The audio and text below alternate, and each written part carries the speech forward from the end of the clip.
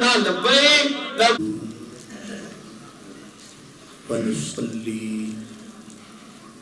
ونسلم على رسوله الكريم سيد المرسلين خاتم النبيين رحمة للعالمين سيد الأولين والآخرين وعلى آله وأصحابه وأولياء أمته أجمعين أما بعد فأعوذ بالله من الشيطان الرجيم بسم الله الرحمن الرحيم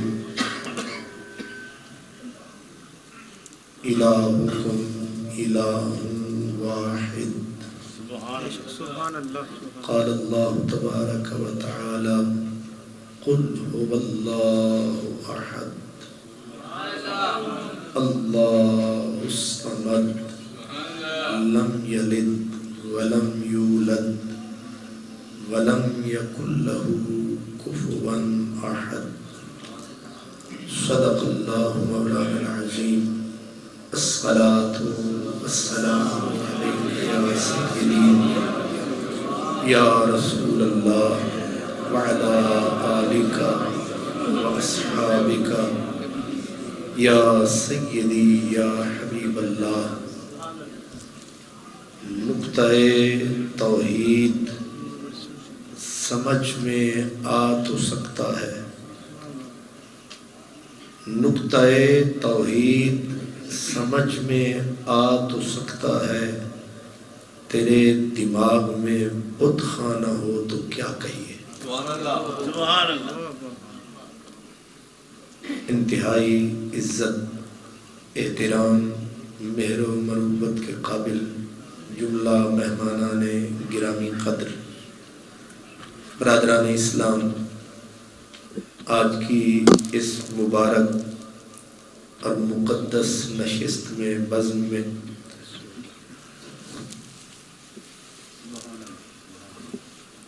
سب سے پہلے میں منتظمین بزم، منتظمین جلسہ کو اس خوبصورت اہتمام، انتظام اور انصرام پر مبارکباد پیش کرتا ہوں۔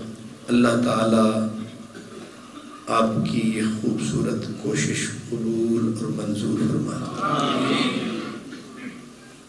آج کی محفل کا عنوان آپ نے سمجھ لیا ہے کہ اسلام کا بنیادی عقیدہ، عقیدہ توحید۔ عقیدہ جڑ کی طرح ہے، اعمال شاخوں کی طرح ہوتے ہیں، عقیدہ روح کی طرح ہوتا ہے، اعمال جسم کی طرح ہوتے ہیں۔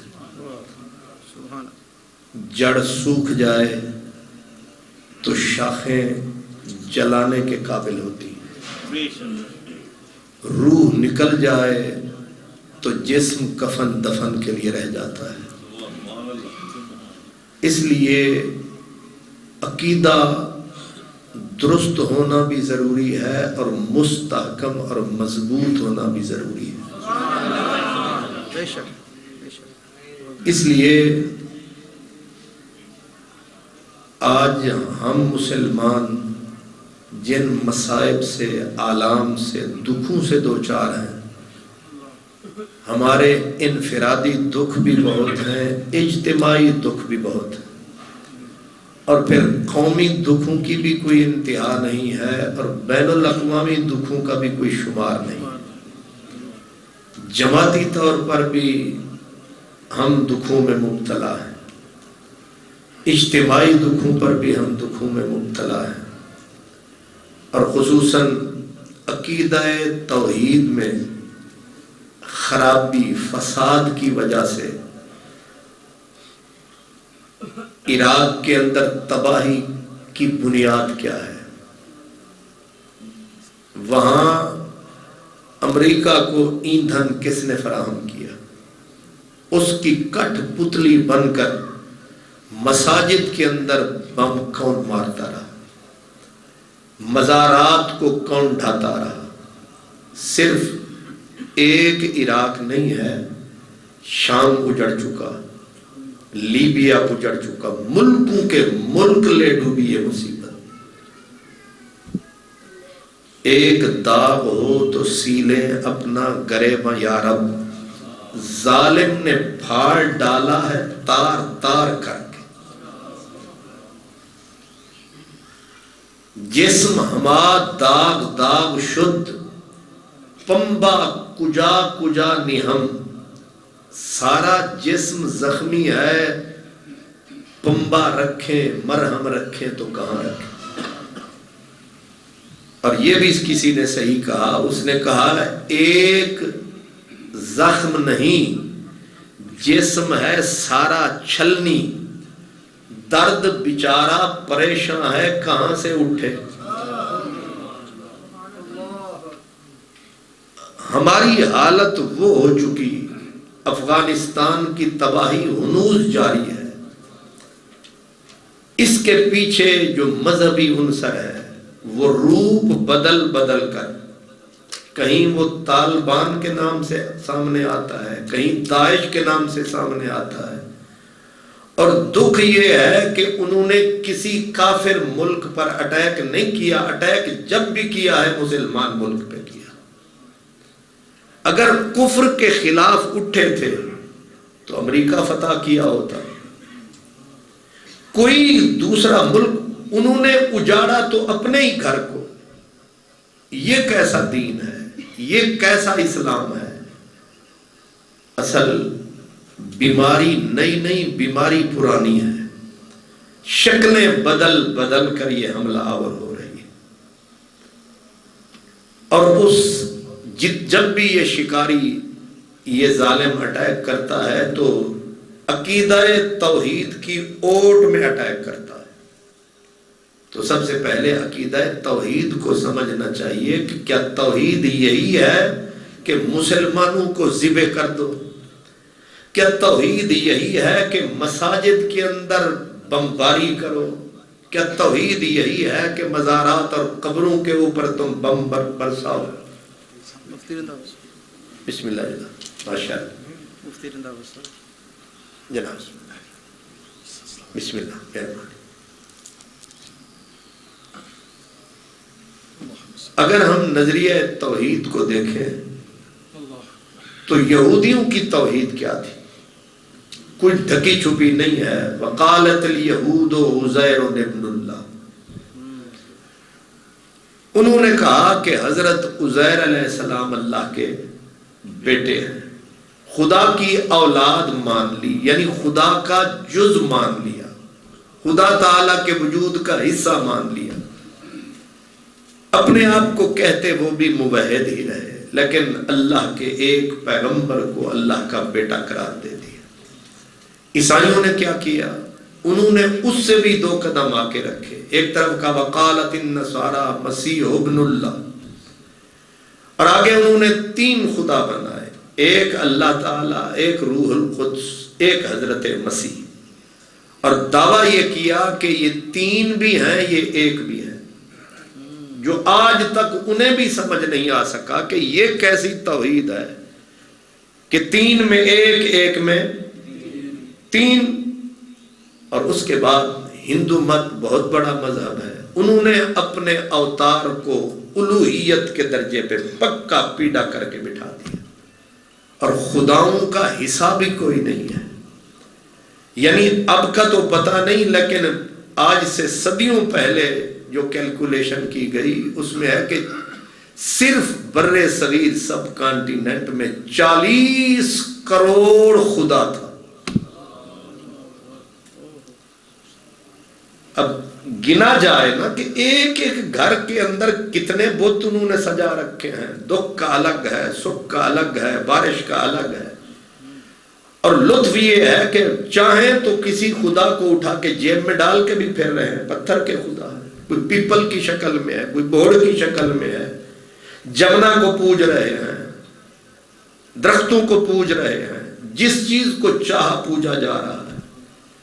ہندو مت میں تو خداؤں کی کا حد ہے نہ حساب۔ یہودیت کی توحید وہ بھی آپ نے سن لی، عیسائیت کی سن لی، ہندو مت اور مجوسی وہ تو سیدھا سیدھا اپنے خداؤں کو واجب الوجود قرار دیتے، یعنی خدا بھی قدیم ہے تو وہ بھی قدیم ہے، ان کے خدا بھی۔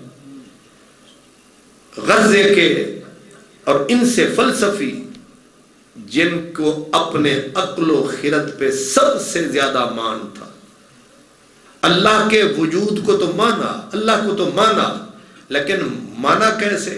کہا کہ اللہ وہ ذات ہے جس کو اپنے بارے میں یہ علم نہیں ہے۔ یہ کیسی لاجک ہے؟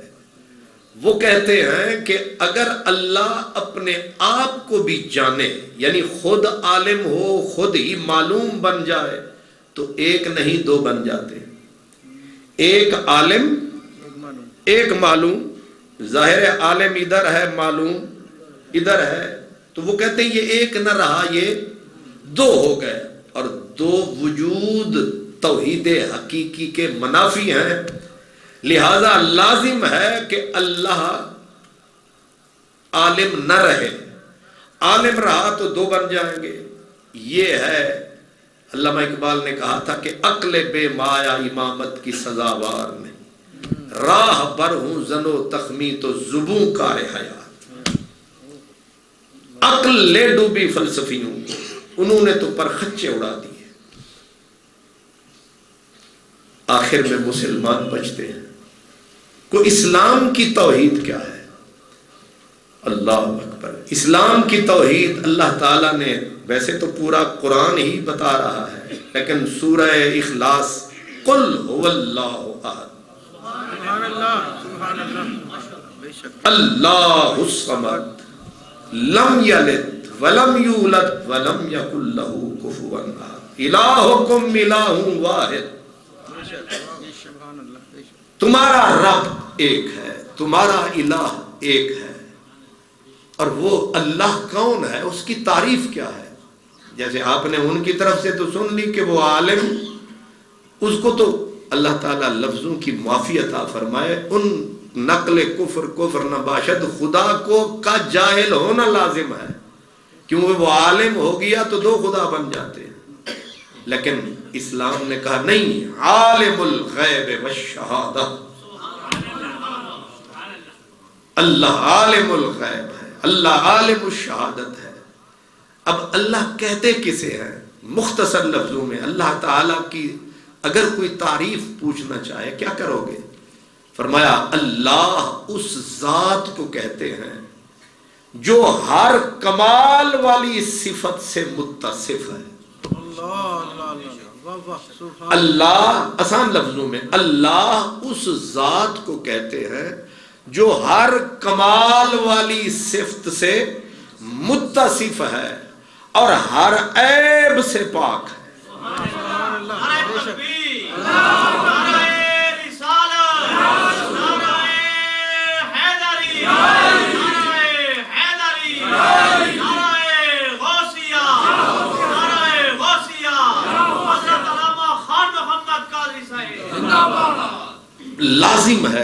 لازم ہے کہ اللہ وہ ذات ہے جو علیم ہے، اللہ وہ ذات ہے جو قدیر ہے، اللہ وہ ذات ہے جو مرید صاحب ارادہ ہے، اللہ وہ ذات ہے جو سمیع ہے، بصیر ہے۔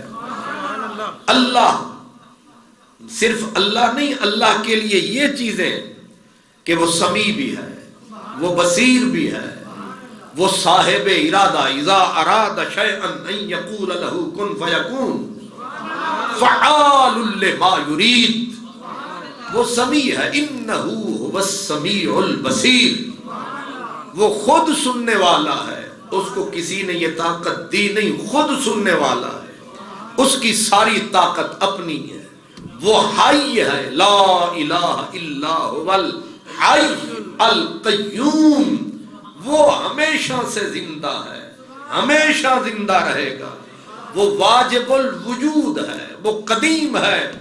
اللہ اکبر، وہ جاہل نہیں، وہ علیم ہے، وہ عالم ہے، یہ ساری صفتیں ہیں تو وہ اللہ ہے۔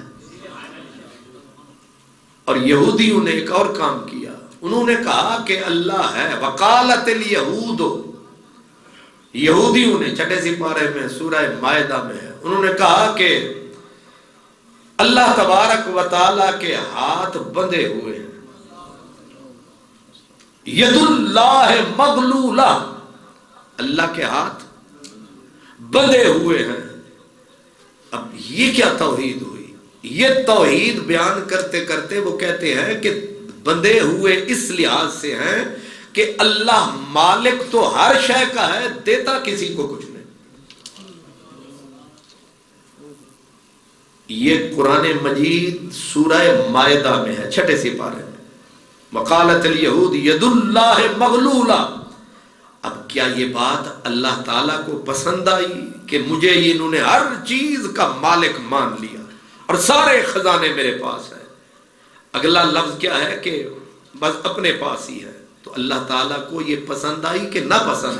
اگلا جملہ قرآن کا وہ کہتا ہے غلت ایدیہم، ان کے ہاتھ بندھ جائیں۔ انہوں نے یہ کیسے کہہ دیا کہ میرے ہاتھ بندھے ہوئے؟ لعنوا بما قالوا، لعنت ہے ان کے اس قول کے اوپر جو انہوں نے میرے بارے میں کہا ہے۔ بل یداہ مبسوطتان، اللہ کے دونوں ہاتھ وسیع کھلے ہوئے۔ سبحان اللہ۔ اب ذرا فرق سمجھیں، فرق کیا ہے؟ یہودیوں کی توحید یہ ہے کہ اللہ مالک ہے لیکن دیتا کسی کو کچھ نہیں ہے۔ خدا تعالی نے ان کو اس شدت کے ساتھ رد کیا کہ لعنوا بما قالوا، لعنت ہے ان کی اس بات کے اوپر جنہوں نے میری طرف منسوب کی، اور کس زور کے ساتھ کہا بل یداہ مبسوطتان، اللہ کے دونوں ہاتھ کھلے ہوئے۔ تو ہاتھ تنگ کرنے کا مقصد آتا ہے کہ بندہ بخیل ہے، تے بندے اگر کہنے جی بندے دے ہاتھ بڑے کھلے نے، مطلب ہے سخی بڑے۔ تو اللہ فرما رہا ہے بل یداہ مبسوطتان، اللہ دا ایک ہاتھ نہیں، دوویں ہاتھ خدا کے کھلے ہوئے۔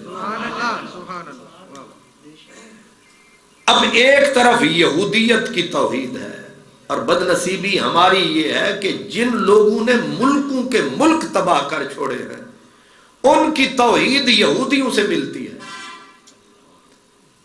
یہودیوں نے کہا کہ اللہ، جیسے میں نے ایک مرتبہ پڑھ دیا کہ اللہ کے ہاتھ بندھے ہوئے ہیں، تو اس کا مطلب یہ اللہ تعالیٰ دیتا نہیں، بخیل ہے۔ اللہ تعالیٰ نے فرمایا نہیں، اللہ تبارک و تعالیٰ سخی ہے، جواد ہے۔ سرکار فرماتے ہیں کہ میں اس کا بندہ ہوں، انا اجود بنی آدم۔ سرکار فرماتے ہیں پوری اولاد آدم میں سخی نہیں، سب سے بڑا سخی میں محمد عربی۔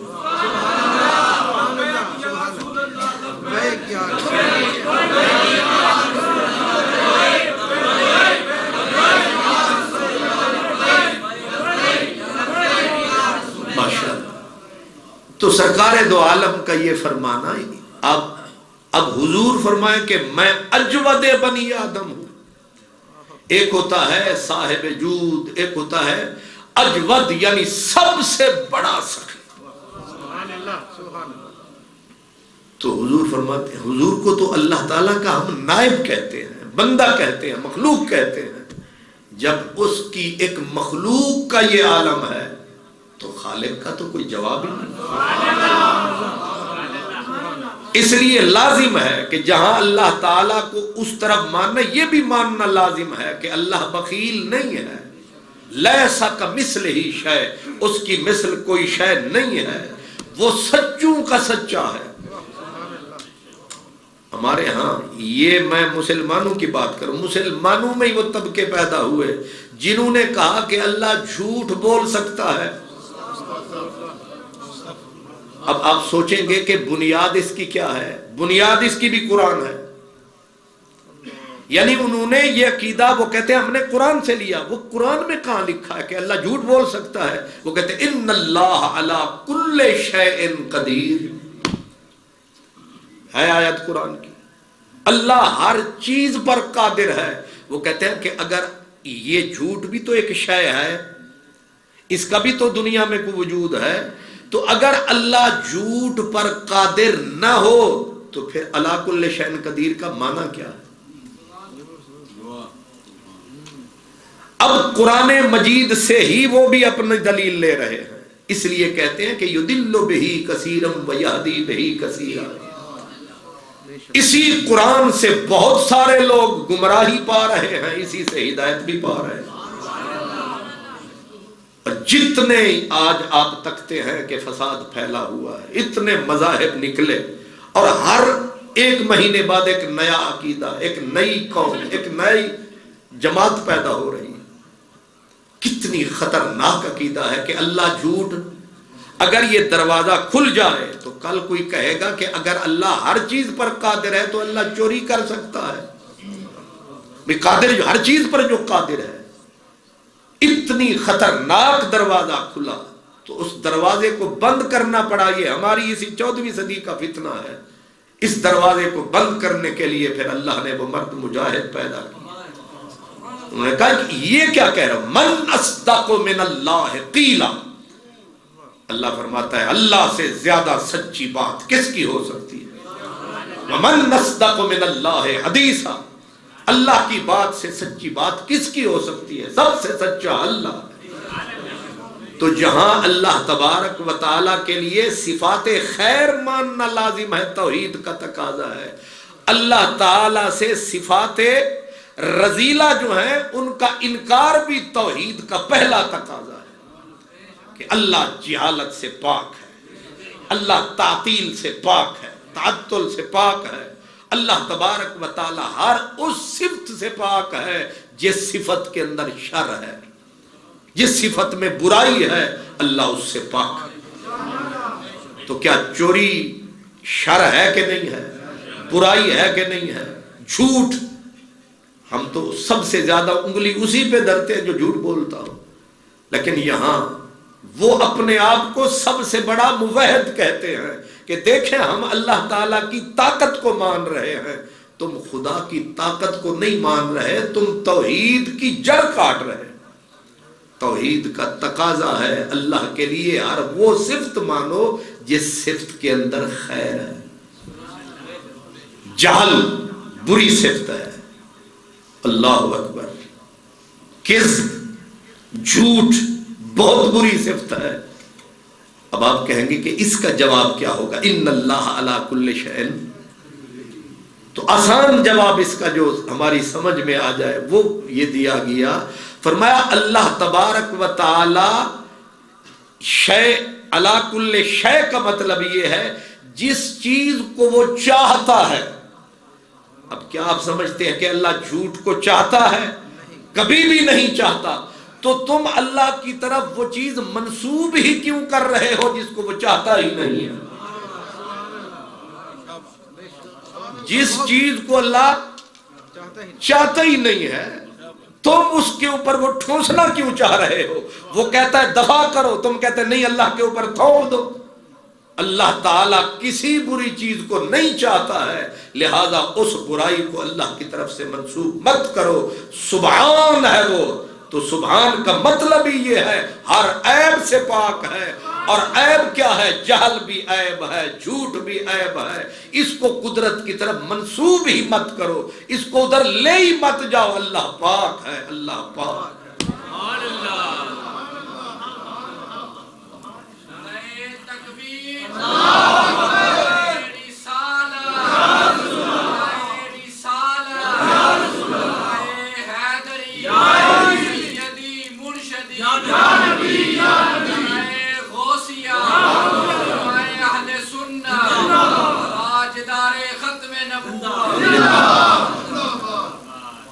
برادران عزیز، میں نے عرض کیا کہ خارجیوں نے، یہودیوں نے جو نظریہ اپنایا، خارجیوں نے اس سے 2 قدم آگے رکھے. انہوں نے کیا کیا؟ انہوں نے جتنی آیات بتوں کے حق میں نازل ہوئی، بے شمار آیات ہیں کہ یہ بت وہ ہیں جن کی تم عبادت کرتے ہو، لا یضرہم ولا ینفعہم، نہ نفع دے سکتے ہیں نہ نقصان دے سکتے ہیں، جن کو تم پکارتے ہو وہم عن دعائہم غافلون، پکارنے والوں کی دعاؤں سے، پکار سے بالکل غافل ہیں. الہم ارجل یمشون بہا، تم جن کو پکار رہے ہو ان کے پاؤں ہیں جن سے یہ چلے، ان کے ہاتھ ہیں جن سے یہ پکڑے. الہم ارجل یمشون بہا ام لہم ایدی یبطشون بہا ام لہم اعین یبصرون بہا، کہ ان کی آنکھیں ہیں جن سے دیکھیں. اب آیت اتر رہی ہے پتھر کے بت کے بارے میں، اور مولانا منبر پہ بیٹھ کے پڑھ کے کہہ رہا ہے کہ اللہ کا کوئی نبی کچھ نہیں کر سکتا، کچھ نہیں بنا سکتا. آپ نہیں سمجھ رہے؟ میں چھپانا نہیں چاہتا، ڈھکنا نہیں چاہتا، پردہ نہیں ڈالنا چاہتا. ہم سب سے زیادہ معتدل سمجھتے ہیں مولانا طارق جمیل صاحب کو. ہم سمجھتے ہیں یہ بڑا معتدل آدمی ہے، کیونکہ ہر تبوت یا حسین. پنجابی چاہتے ہیں ہر دیگ دا چمچہ، جو پرزا ہر جگہ پہ فٹ ہو جائے. ہم اس کو بڑے معتدل سمجھتے ہیں. دیکھو جی کتنی تعریف کرتا ہے اللہ رسول کی. میرے پاؤں سے اس وقت زمین نکل گئی جب انہوں نے سورہ حج کی آیت پڑھی، ان الذین تدعون من دون اللہ لن یخلقوا ذبابا، کہ جن کو تم اللہ کو چھوڑ کر من دون اللہ کو تم پکارتے ہو یا ان کی عبادت کرتے ہو، لن یخلقوا ذبابا، یہ تو مکھی بھی پیدا نہیں کر سکتے. اب یہ سری آیت بالکل مشرق سے لے کر مغرب تک جتنے پڑھے لکھے مفسر جاہلوں کی بات نہیں کر رہا، سب نے کہا یہ صریح بتوں کے بارے میں ہے، اصنام کے بارے میں ہے، انداد کے بارے میں ہے. لیکن طارق جمیل صاحب نے پوری ڈھٹائی کے ساتھ کہا رسول اللہ، اللہ کے نبی، اللہ کے ولی کوئی مکھی نہیں بنا سکتا. والا وجتمعوا، پورا زور دے کے، جیسے ان کی عادت ہے زور دے کے کہا رسول اللہ، سارے رسول، سارے نبی، سارے ولی، وہ پوری انہوں نے زور لگا کے آگے کہا مکھی کا والا وجتمعوا وَإِن يَسْلُبْهُمُ الذُّبَابُ، اگر ان سے وہ مکھی کوئی چیز چھین کے لے جائے تو اس سے واپس کچھ نہیں لے سکتے. اب جب انہوں نے رسول اللہ، نبی اللہ، ایون کہ ہمارے نبی اور سب کا پورے ردم کے ساتھ کہا، اب یا تو زمین پھٹے اور گڑ جائے. جن پہ تکیہ تھا وہی پتے ہوا دینے لگے. اب اگر اسی آیت کو لے لے، حضرت امام بخاری نے حضرت عبداللہ بن عمر رضی اللہ تعالیٰ عنہ کا قول نقل کیا کہ وہ فرماتے تھے کہ زمین کے سینے پر شریر ترین مخلوق خارجی ہیں. کیوں؟ حضرت عمر کے بیٹے کہتے تھے وجہ کیا ہے؟ فرمایا یہ وہ آیات جو بتوں کے لیے نازل ہوئی اٹھا کر اہل ایمان پہ چسپاں کر دیتے، انبیاء پہ، اولیاء پہ. نتیجہ یہ ہے کہ جب آپ جیسا، میرے جیسا آدمی 15 آیتیں، منبر پہ بیٹھنے والا 15 آیتیں، وہ ساری وہی جو بتوں کے بارے میں ہے وہ پڑھ دیتا ہے، آپ بھی سر جھکا لیتے ہیں اور قرآن پڑھ رہا ہے، میں کیا کروں؟ اب پڑھنے والا ظلم کیا کر رہا ہے؟ علامہ اقبال کے شعر پہلے سمجھ نہیں آتے تھے. اقبال کہتے ہیں احکام تیرے حق ہیں مگر اپنے مفسر تعویل سے قرآن کو بنا سکتے ہیں پایند. اپنے بھی خفا مجھ سے بیگانے بھی ناخوش، میں زہر حلاحل کو کبھی کہہ نہ سکا قند. وہ کہتے ہیں کہ تیرے احکام تو میرے مالک سچے ہیں، پر جن کے ہتھے قرآن چڑھ گیا ہے یہ تو عیسائیوں اپنا پارسیوں کی کتاب بنا ڈالیں گے تیرے قرآن. اور ایک اور مقام پہ علامہ اقبال نے عجیب بات کہی. وہ کہتے ہیں صوفی و ملارا مرا صد سلام ہے کہ پیغام خدا گفتند مارا ولے تعویل شان در حیرت انداخ خدا و جبریل و مصطفیٰ را. وہ کہتے ہیں کہ یہ ملا جو بیٹھا قرآن سنا رہا ہے، وہ کہتے ہیں اس کو میرا دور سے سلام، یہ اللہ کا جو مجھے پیغام سمجھا رہا ہے اس کو میرا علامہ صاحب اتنی الرجک کیوں ہیں آپ ہم سے؟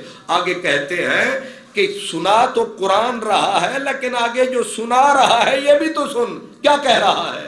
کہتے ہیں وَلَا تَعْوِيلِ شَان، لیکن یہ جو تفسیر بیان کر رہا ہے اس کی تفسیر در حیرت انداخت، حیرت میں ڈال رہی ہے کس کو؟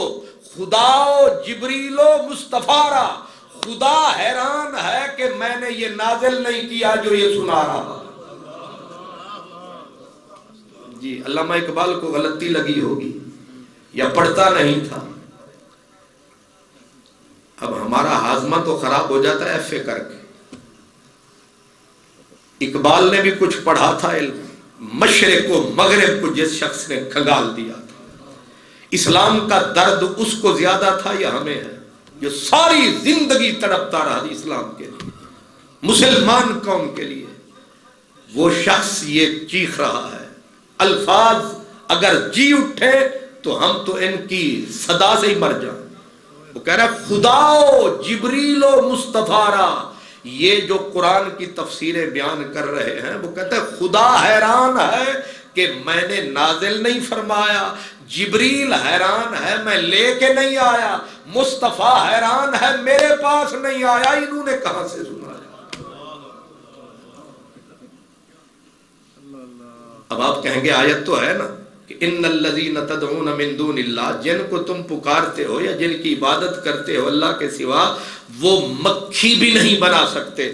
اب میں کہتا ہوں یہ آیت بالکل حق ہے، یہ سورہ الحج کی آیت ہے۔ اب حضرت عیسیٰ علیہ السلام کے بیان میں ایک جگہ پہ نہیں کئی جگہوں پہ، مثلا تیسرے سپارے سورہ آل عمران میں ہے کہ حضرت عیسیٰ کہہ رہے انی اخلق لکم من الطین کہیئۃ الطیر فانفخ فیہ فیکون طیرا باذن اللہ۔ مجھے یہ بتائیں کہ چڑیا بڑی ہوتی ہے یا مکھی بڑی ہوتی ہے؟ اتنا تو ہمیں بھی علم ہے۔ مبارک ہوئے سانوے بھی پتہ ہے کہ مکھی کو چڑی بڑی ہوتی ہے۔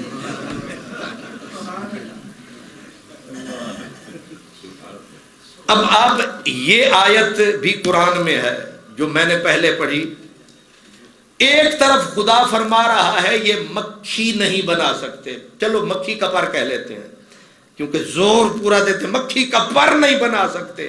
میں پوچھتا ہوں مکھی کا پر بڑا ہوتا ہے یا پرندہ بڑا ہوتا ہے؟ پر بڑا ہوتا ہے یا پرندہ بڑا ہے؟ اب قرآن اسی قرآن میں جس کی پہلے آیت پڑھی اسی میں انی اخلق، میں خالق ہوں، میں پیدا کرتا ہوں۔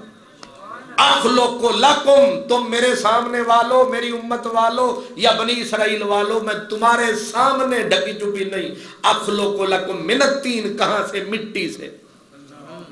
مٹی سے میں اخلق، خود پیدا، تخلیق ہے، خالق ہوں، میں پیدا کرتا ہوں۔ کہاں سے؟ مٹی سے۔ کہیئۃ الطیر، پرندے کی شکل، اور پھر کیا کرتا ہوں؟ انفخ فیہ، رب نہیں پھونک مارتا، میں پھونک مارتا ہوں۔ فیکون طیرا باذن اللہ، باذن اللہ وہ پرندہ اڑنے لگتا ہے۔ اب آپ مجھے بتائیں کہ یا وہ آیت غلط یا ایک ہی آیت ٹھیک ہو سکتی ہے۔ ایک طرف دعویٰ ہے مکھی نہیں بنا سکتے، دوسری طرف ایک نبی دعویٰ کر رہا ہے، اور وہ بھی قرآن میں خود اللہ تعالیٰ ہم تک پہنچا رہا ہے کہ وہ کہہ رہا ہے کہ میں پرندہ پورا بنا کے اسے پھونک مارتا ہوں۔ وہ اب قرآن کی دونوں آیتیں ہیں اور دونوں پر ایمان لانا، یہ آدھے پہ لانا چاہیے، آدھے کو دوسروں کے لیے چھوڑ دیں۔ یہودیت کس کو؟ اسی کو کہتے ہیں افتؤمنون ببعض الکتاب وتکفرون ببعض۔ اللہ فرماتا ہے یہودیو تم کیسی نسل ہو، کچھ مان لیتے ہو، مطلب والا مان لیتے ہو، دوسرا انکار کر دیتے ہو۔ یہ یہودیت ہمارے اندر کہاں سے آ گئی؟ اسی اگر بندہ غور کرے تو اسی ایک مسئلے پر فیصلہ ہو جاتا ہے۔ اب آپ کا کیا خیال ہے کہ ایک آیت کو چھوڑ دیں؟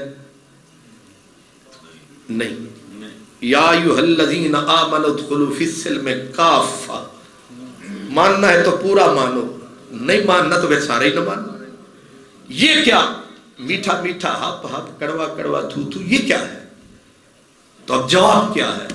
جواب یہ ہے کہ وہ آیت جو وہ پڑھ رہے ہیں ان الذین تدعون، وہ آیت آئی ہے پتھر کے بتوں کے لیے، درختوں کے لیے، نبیوں کے لیے، من دون اللہ اور ہے، حبیب اللہ اور ہے۔ یہیں سے ٹھوکر کھائی ہے، اور اس کے پیچھے غلط فہمی نہیں ہے۔ اگر غلط فہمی ہوتی تو بات اور تھی، جان بوجھ کر یہ ستم ڈھایا جا رہا ہے۔ اور پھر حضرت عیسیٰ نے صرف یہ نہیں کہا کہ انی اخلق لکم من الطین کہیئۃ الطیر فانفخ فیہ فیکون طیرا باذن اللہ وابرئ الاکمہ۔ اب قرآن مجید میں ہے کہ تم جن کی عبادت کرتے ہو یہ نہ نفع دے سکتے ہیں نہ نقصان دے سکتے ہیں۔ اب پورے منبر پہ، ٹی وی پہ، یوٹیوب پہ جہاں موقع ملا ہے یہی آیت پڑھ کے کہ یہ نبی نہ نفع دے سکتے ہیں، رسول نہ نفع دے سکتے ہیں نہ نقصان دے سکتے ہیں۔ میں پوچھ سکتا ہوں کہ یہ آیت جو ہے ابرئ الاکمہ والابرص، مادر زاد اندھا، ایک ہے جس کی آنکھ تھی چلی گئی وہ تو واپس آنا ممکن ہے، ایک ہے کہ آنکھ کی جگہ ہی کوئی نہیں، اب اس کو کیسے آنکھ ملے گی؟ ماں کے پیٹ سے اندھا پیدا ہوا ہے، اور قرآن دعویٰ کر رہا ہے ابرئ الاکمہ، میں مادر زاد اندھوں کو میں ان کو بری کر دیتا ہوں اس دکھ سے جو ان کے اوپر آیا ہے، میں سکھ دیتا ہوں، آنکھیں بانٹتا ہوں۔ آنکھ بانٹنا نفع ہے یا نقصان ہے؟ یہ تو کسی اندھے سے بندہ پوچھے کہ آنکھ مل جائے تو کتنا نفع ہوتا ہے۔ اب ادھر آیت میں خدا فرما رہا ہے نفع کوئی نہیں دیتے، ادھر نفع کا یہ عالم ہے، ایک ہی جگہ پر یہ تھا ابرئ الاکمہ والابرص۔ اللہ اکبر، کوڑھی، کوڑھ کا مرض کتنی خطرناک مرض ہے۔ عیسیٰ علیہ السلام کہتے ہیں بس ہاتھ پھیرتا ہوں مرض دور۔ وہ بھی آیت قرآن کی ہے، یہ بھی آیت قرآن کی ہے، یا تو پھر سیدھا کہو کہ خدا کے اپنے کلام میں ہی تضاد ہے۔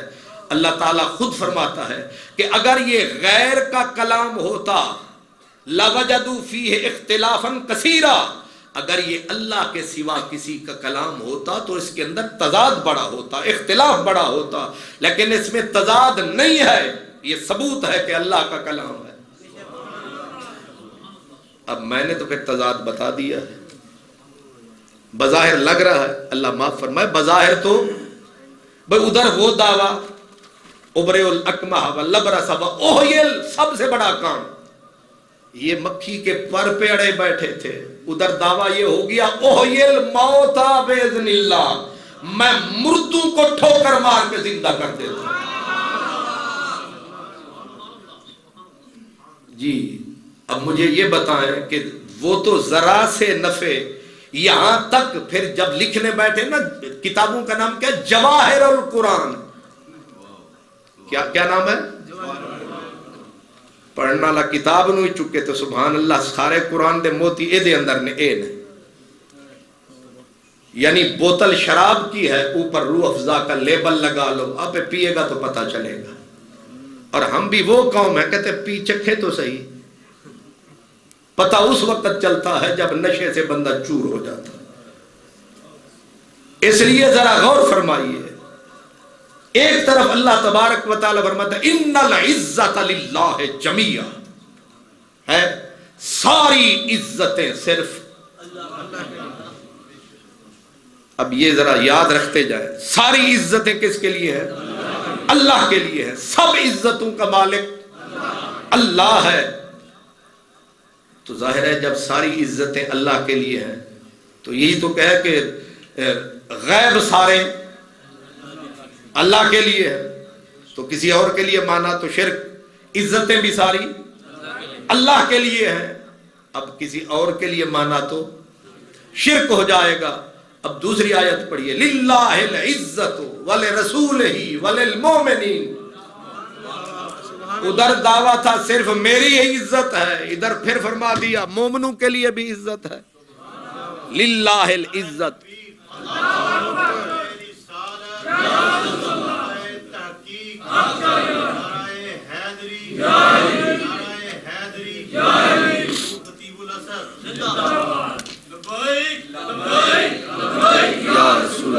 بیماری دور ہوتی ہے، تکلیف دور ہوتی ہے. اب میری گزارشات بڑے ادب کے ساتھ، وہ آیت ہے قرآن کی کہ ساری عزتیں کس کے لیے ہے؟ اللہ کے لیے. اور پھر تھوڑا سا سفر کیا اسی قرآن میں، اسی میں آ رہا ہے کہ للہ العزت، یہ تو پہلے فرما چکے، آگے ہے للہ العزت ولرسولہ وللمؤمنین ولکن المنافقین لا یعلمون. عزتیں اللہ کے لیے ہیں، عزتیں جو ہے رسول کے لیے ہے، عزت جو ہے مومنون کے لیے ہے. اب پوچھا جائے کہ ادھر اس کو مانے یا یہ آیت جو اب پڑھنے لگا ہوں پورا ٹل لگا کے جماعتیں پڑھتی ہیں انکا لا تہدی. کیا او نبی، پھر حضور کو بے اختیار ثابت، کیا امت ہے اپنے نبی کو بے اختیار ثابت کر کے کہتے ہم نے توحید کا جھنڈا بلند کر دیا. کبھی ایسا بھی ہوا کہ اپنے نبی کی شان گھٹا کر توحید کا جھنڈا بلند ہوتا ہے؟ ظالموں، نبی کی شان بڑھاؤ تو توحید بلند ہوتی ہے.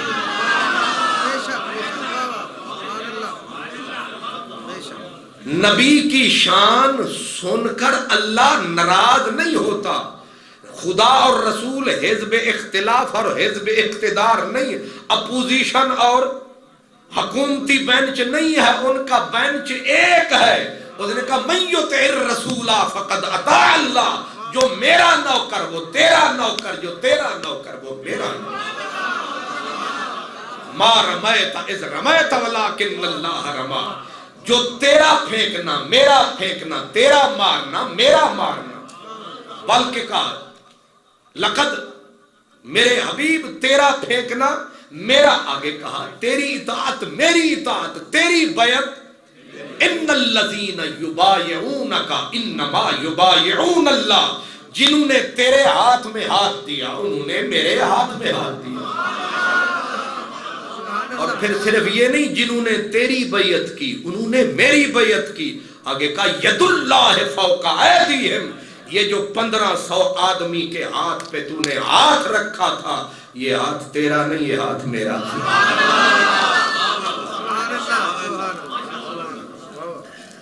اب مجھے یہ بتائیں کہ یہ حزب اختلاف ہے آپس میں یا ایک ہی حزب ہے، ایک ہی جماعت ہے؟ حضرت ایک بزرگ تھے ان پڑھ تھے جنہیں امی کہتے ہیں. یہ گجرات چلے جائے تو ادھر ایک جیندڑ شریف، ایک جلال پور جٹا سے آگے گاؤں ہے، تو ان کا نام تھا حضرت خواجہ گوہر الدین. جب گئے نا جب مکے، تو مکے جو ہی حرم شریف میں داخل ہوئے پڑھنا شروع کر دیا الصلاۃ والسلام علیک یا رسول اللہ. وہ لوگ پڑھے ربنا آتنا فی الدنیا، بابا پڑھی جاوے درود شریف. او بابا اتھو جو شروع ہویا حرم تو تے او عرفات تک او دا کم اے تے پچھو پہ گئی سی ایڈی متویاں دی. انہاں آکھیا اے دا دماغ ٹھیک ہے، یہ لبیک بھی نہیں آدھا، یہ صرف درود ہی پڑھی جا رہا ہے اور وہ بھی مکے وچ. انہاں آکھیا دا پیچھا کرو اینڈ تے انہوں پڑھا گے. جڑے ویلے بابا مدینے پہنچے تے جو ہی انہیں پیر دھریا مسجد نبوی وچ پڑھے لا الہ الا اللہ لا الہ الا اللہ. انہاں آکھیا بھی دا پرزہ ہی خراب ہے. اس کو کہتے ہیں الٹی ہی چال چلتے ہیں دیوان گانے عشق. خواجہ فرید کہتے ہیں ریت فرید دی پٹھڑی ساری، ساری ریت ہی پٹھی. اور خدا کے سامنے لا الہ الا اللہ پڑھنا تھا، وہاں اللہ اللہ کرنا تھا، مدینے میں درود پڑھنا تھا. تو درود کی جگہ الا اللہ پڑھ رہا ہے، الا اللہ کی جگہ.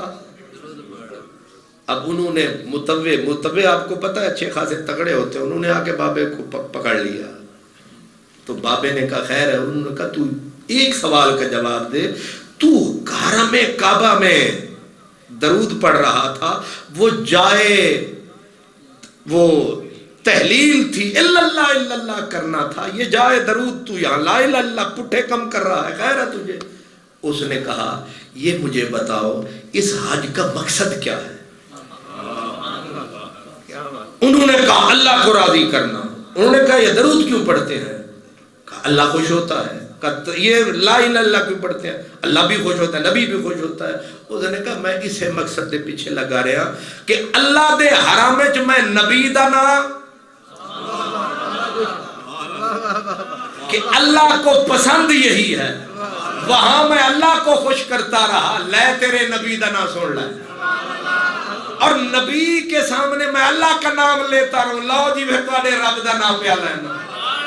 میرا حج ہو گیا, وہ بھی راضی تھے, وہ بھی راضی تھے.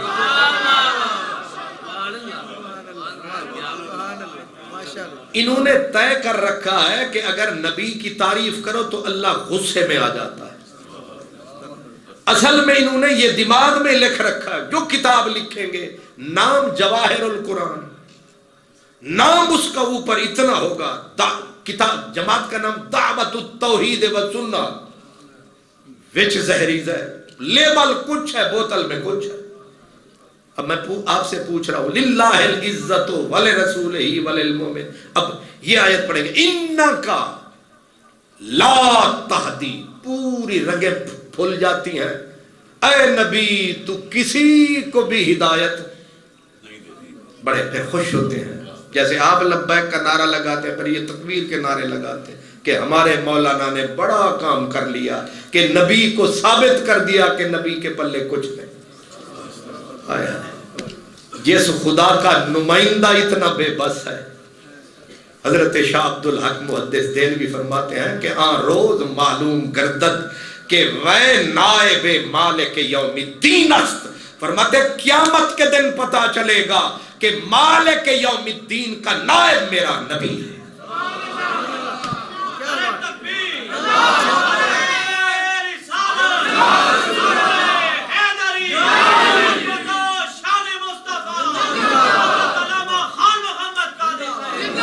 سرکار فرماتے ہیں الکرامت والمفاتیح یومئذ بیدی. یہ حدیث پاک ہے. حضور فرماتے ہیں قیامت کے دن عزتیں میں محمد عربی بانٹوں گا. الکرامت والمفاتیح, ساری چابیاں دوزخ جنت کی میرے ہاتھ میں. انا اول من یحرک حلق الجنہ, سب سے پہلے جنت کا دروازہ میں کھٹکھٹاتا ہوں. انا اول شافع و مشفع, سب سے پہلا سفارش کرنے والا بھی میں ہوں گا, اور جس کی سفارش کو قبولیت کی سند ملے گی وہ بھی میں. اور فرمایا انا الحاشر, اور کمال عظمت, انا الحاشر, میں حاشر ہوں. اس کا معنی ہے میں حشر دینے والا ہوں. محشر ہے, محشر ہے, محشر میں حشر کون دے گا؟ فرمایا آنا, میں ہوں. انا الحاشر الذی یحشر الناس علی قدمی, میں وہ ہوں جس کے قدموں میں حشر ہوگا. اب آپ مجھے بتائیں. اور حضور فرماتے ہیں انا اکرم الاولین والآخرین, اگلے پچھلے سارے دیکھیں گے میری عظمت کے نظارے. اور پھر کہا انا اقوم عن یمین اللہ, قیامت کے دن دیکھنا میں رب کے دانے طرف کھڑا ہوں گا. یغبطنی الاولون والآخرون, اگلے پچھلے سارے رشک سے دیکھیں گے. کیا مقام ہے, کیا شان ہے. وہ رلی ملی بولی میں کہتے ہیں نا کہ سارے دیکھ کے اگلے پچھلے سارے, اس کا کیا مطلب ہے؟ یغبطنی الاولون آدم سے لے کر عیسیٰ تک نبی, اور پہلے فرد آدم سے لے کر آخری فرد تک ساری دنیا حشر کے میدان میں انگلیاں دانتوں میں رکھ کے واہ مقام ہوگا. اللہ, یہ حزب اختلاف ہے. تعریف کرو تو رب ناراض ہوتا ہے. اس رسول کو بے ہیلپ لیس ثابت کرو, رب خوش ہوتا ہے. اب آیت پڑھیں گے قرآن کی, انکا لا تہدی, اے نبی تو کسی کو ہدایت, پورا زور لگائیں گے نا, بالکل تو کسی کو ہدایت نہیں دے سکتا. میں نے کہا ٹھیک ہے, اب یہ 25ویں سپارے کی آیت میں پڑھ رہا ہوں، سورہ شورا. اللہ فرماتا ہے انک لتہدی الی صراط مستقیم، اے نبی تو سیدھے راستے کی ہدایت دیتا ہے. اب ادھر ہے بالکل نہیں دیتا، ادھر ہے دیتا ہے. اور قرآن نو منیے کہ نہ منیے؟ اللہ سلامت رکھے. رنداوا صاحب نے میری تصحیح فرمائی، اللہ سلامت رکھے. لتہدی لام دے وچ پاور ہے، وہ بھی زبر علی، زیر ہے زبر نہیں، زبر ہے زیر نہیں. مطلب کیا؟ ضرور ہدایت دیتے ہو، یقیناً ہدایت دیتے ہو. ربا ناراض بھی نہ ہونا. بندہ جڑا کدے اے بولی بولے کدے اے بولے یار ایک کے پیر تے کھلو بھی صحیح. اب یہ تو انگلیاں کس پہ اٹھیں گی؟ قرآن کی طرف اٹھیں گی، رحمان کی طرف اٹھیں گی، اللہ کی طرف اٹھیں گی. بھی ادھر تو فرما رہا ہے کہ تو ہدایت نہیں دیتا، ادھر فرما رہا ہے. ایک طرف اشارہ ہے کہ اللہ سمیع بصیر ہے، انہو بے شک وہی سمیع ہے بصیر ہے. اور جب بولا دوسرے مقام پہ کہا انا خلقناہ سمیعا بصیرا، یہاں یہ نہیں مسلمان مسلم کافر سب کو سمیع بصیر بنا. اب مجھے بتائیں اس کو مانے تو یہ ادھر سے فارغ، ادھر مانے علیم کون ہے؟ علیم اللہ ہے، علیم. اور حضرت اسحاق علیہ السلام کے لیے کہا بشروہ بغلام علیم. حلیم کون ہے؟ حلیم اللہ کا نام ہے، اللہ کا نام ہے. تو حضرت اسماعیل کے لیے کہا بشرناہ بغلام حلیم، ہم نے خوشخبری دی انہیں اس بیٹے کی جو حلیم ہے. شرک ہوا کہ نہیں ہوا؟ یہ تو انبار ہی لگ گیا. نہیں سمجھ آ رہے؟ اللہ اکبر. مجھے یہ بتائیں ہم زندہ ہیں یا مردہ؟ اب پہلے اتھے پیر رکھیے نا. ہم زندہ ہیں یا تسی چوپینجی کر گئے ہو کہ جو اسی ہے ہی نہیں. الحمدللہ ہم زندہ ہیں. تھوڑا اتھے بول پاؤ بس، میں پھر تکلیف نہیں دوں گا. ہم الحمدللہ زندہ ہیں.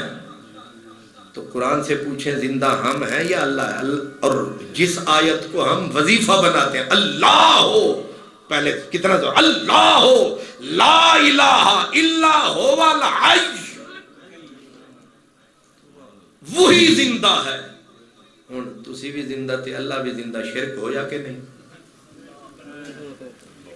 نہیں سمجھ آئی؟ یہی شرک ہے نا. داتا صاحب کو داتا کہہ دیا تو شرک. حالانکہ میں بڑے ادب سے عرض کر رہا ہوں، پوری کائنات کی کتابیں کھنگال ڈالو، اگر داتا کی صفت، داتا لفظ داتا اللہ کی صفت ثابت ہو جائے، مجھے عامر ٹاؤن میں سولی پہ چڑھا دو.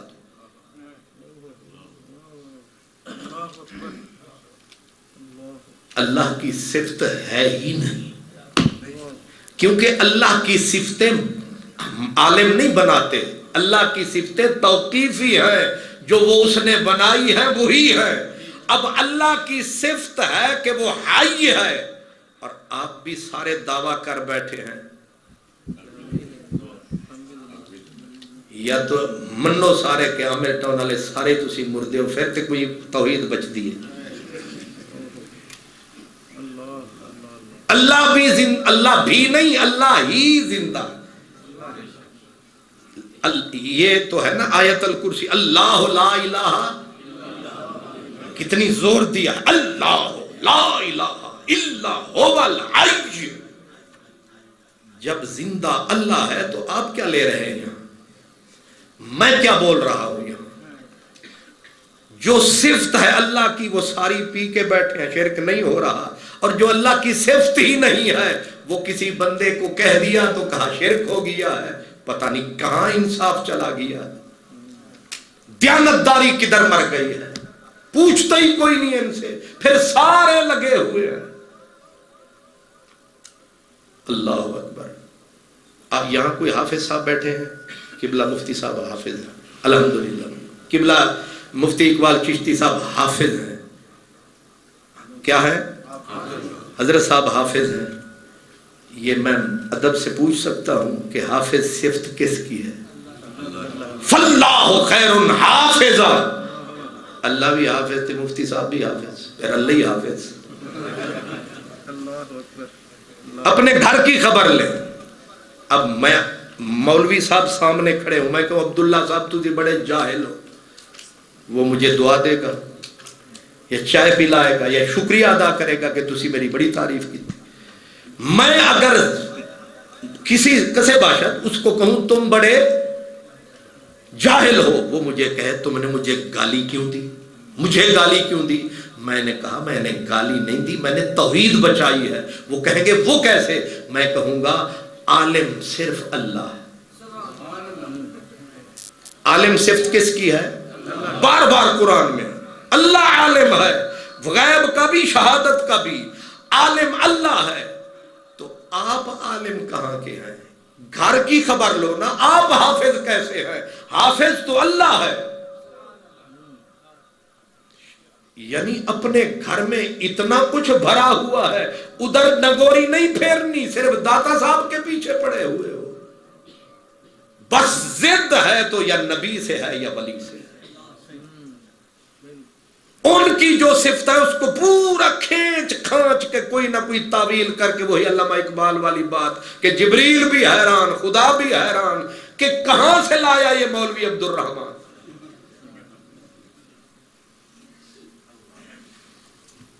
آپ مجھے فرمائیں مولا، مجھے آپ نے کہا نا مولانا، تو میں ایک پورا فٹ اوپر چلا گیا. ٹھیک ہے نا جی؟ حضرت ساتھ حضرت بھی لگا دیا، اتنے پہ بھی گزارا ہمارا. ہمیں صرف حضرت مولانا کوئی کہے تو ہمارا پیٹ، ساتھ کچھ دو چار لاہے کے سب کے لگے تو تب ہمارا گزارا. میں پوچھ سکتا ہوں یہ مولانا، یہ صفت تیرے باپ کی ہے، یہ میرے باپ کی ہے کس کی؟ پڑھے سورت بقرہ کا اختتام جو عرشی آیت ہے. رب فرماتا ہے ربنا ولا تحملنا ما لا طاقت لنا بہ واعف عنا واغفر لنا وارحمنا. اب رب کو کہہ رہا ہے بندہ انت مولانا،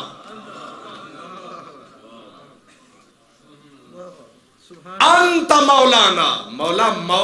اے رب مولانا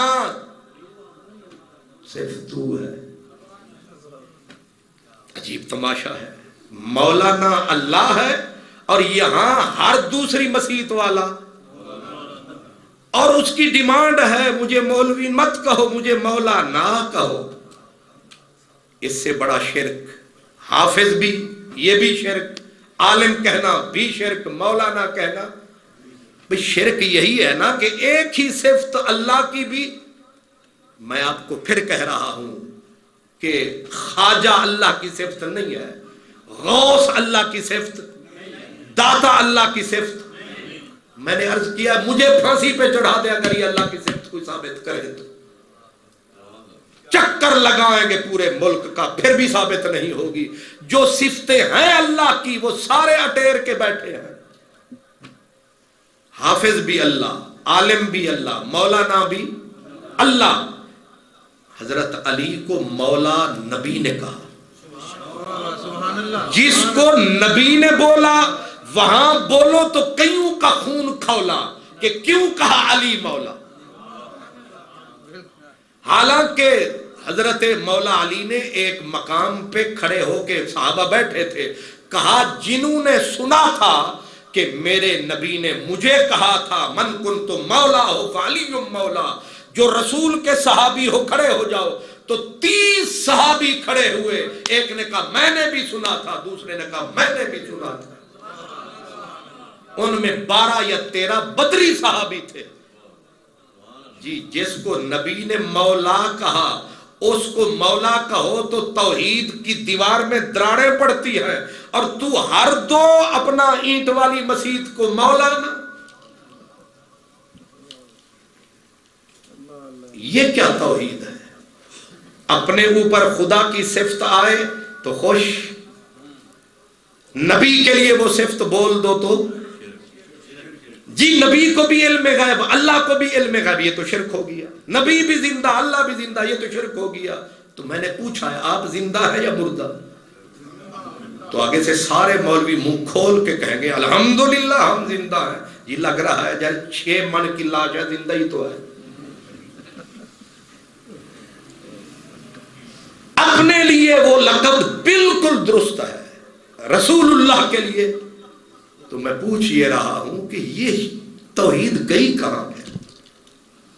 اللہ بھی علیم، بندہ بھی علیم. اللہ حفیظ علیم، کتنی پکی صفت ہے، حفیظ علیم. حضرت یوسف علیہ السلام جب مصر میں آئے تو سامنے عزیز مصر تھا، اسے کیا کہا؟ اجعلنی علی خزائن الارض، وزیر خزانہ مجھے بنا دے. کیوں؟ انی حفیظ علیم، میں حفیظ بھی ہوں، میں علیم بھی ہوں. نبی تو گیا نا ایمان سے، اللہ معاف فرمائے، شرک کر رہا ہے نا، خود فرما رہا ہے انی حفیظ علیم. اللہ شکور ہے کہ نہیں؟ اللہ شکور ہے. تو سورہ بنی اسرائیل 15واں سپارہ اللہ خود فرماتا ہے میرا نوح علیہ السلام انہو کان عبدا شکورا، شکور بندہ بھی ہے، شکور رب بھی ہے. اور میرے نبی کے لیے رؤوف الرحیم پکی پیڑی صفت ہے. اللہ انہو هو الغفور الرؤوف الرحیم، اللہ غفور الرحیم ہے، اللہ رؤوف الرحیم ہے. اٹھائیے سورۃ توبہ یا سورہ یونس ہے غالباً، اللہ تعالیٰ فرما رہا ہے کہ لقد جاءکم رسول من انفسکم عزیز علیہ ما عنتم حریص علیکم بالمؤمنین رؤوف الرحیم. نبی رؤوف بھی ہے، نبی رحیم بھی ہے.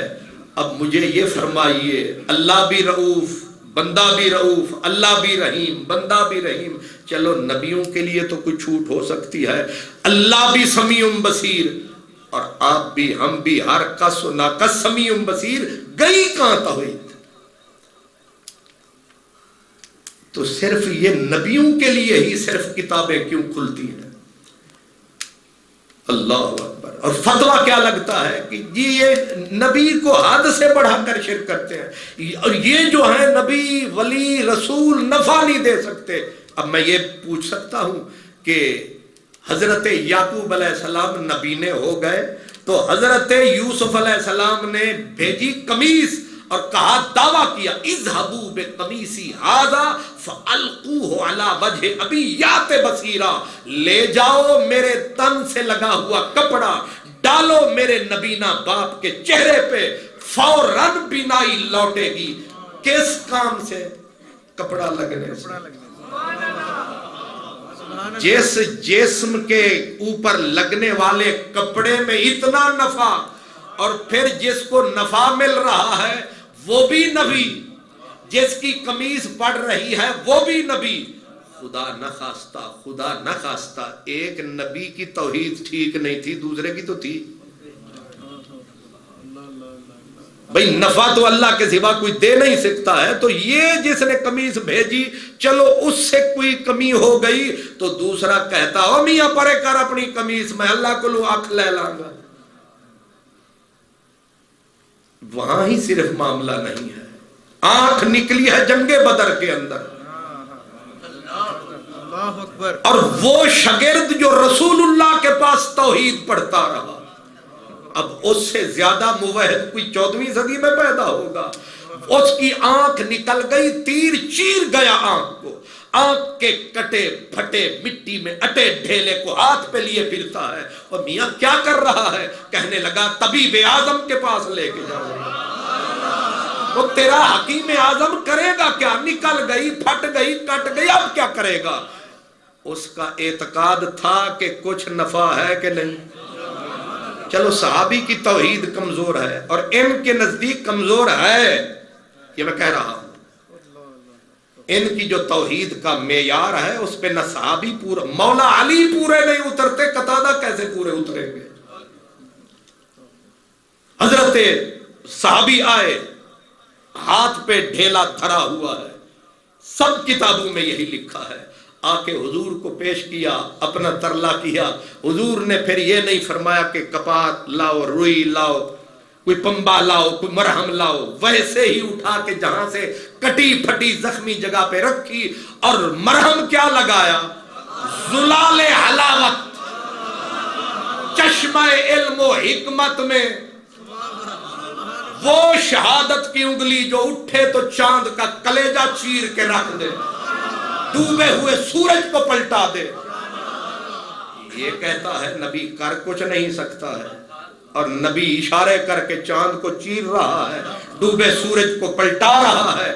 ये कह रहे हैं तौहीद ये है कि बंदा कुछ नहीं कर सकता, मक्खी का पर नहीं बना सकता, ले जाए तो कुछ वापस नहीं ले सकता। और नबी 1500 सहाबी प्यासा है, हुदैबिया के मकाम पे प्यास प्यास करता है। नबी मशकीज़ा मंगवा के हाथ धर देता है, कहता पियो पानी। कहां से? फरमाया उंगलियों से।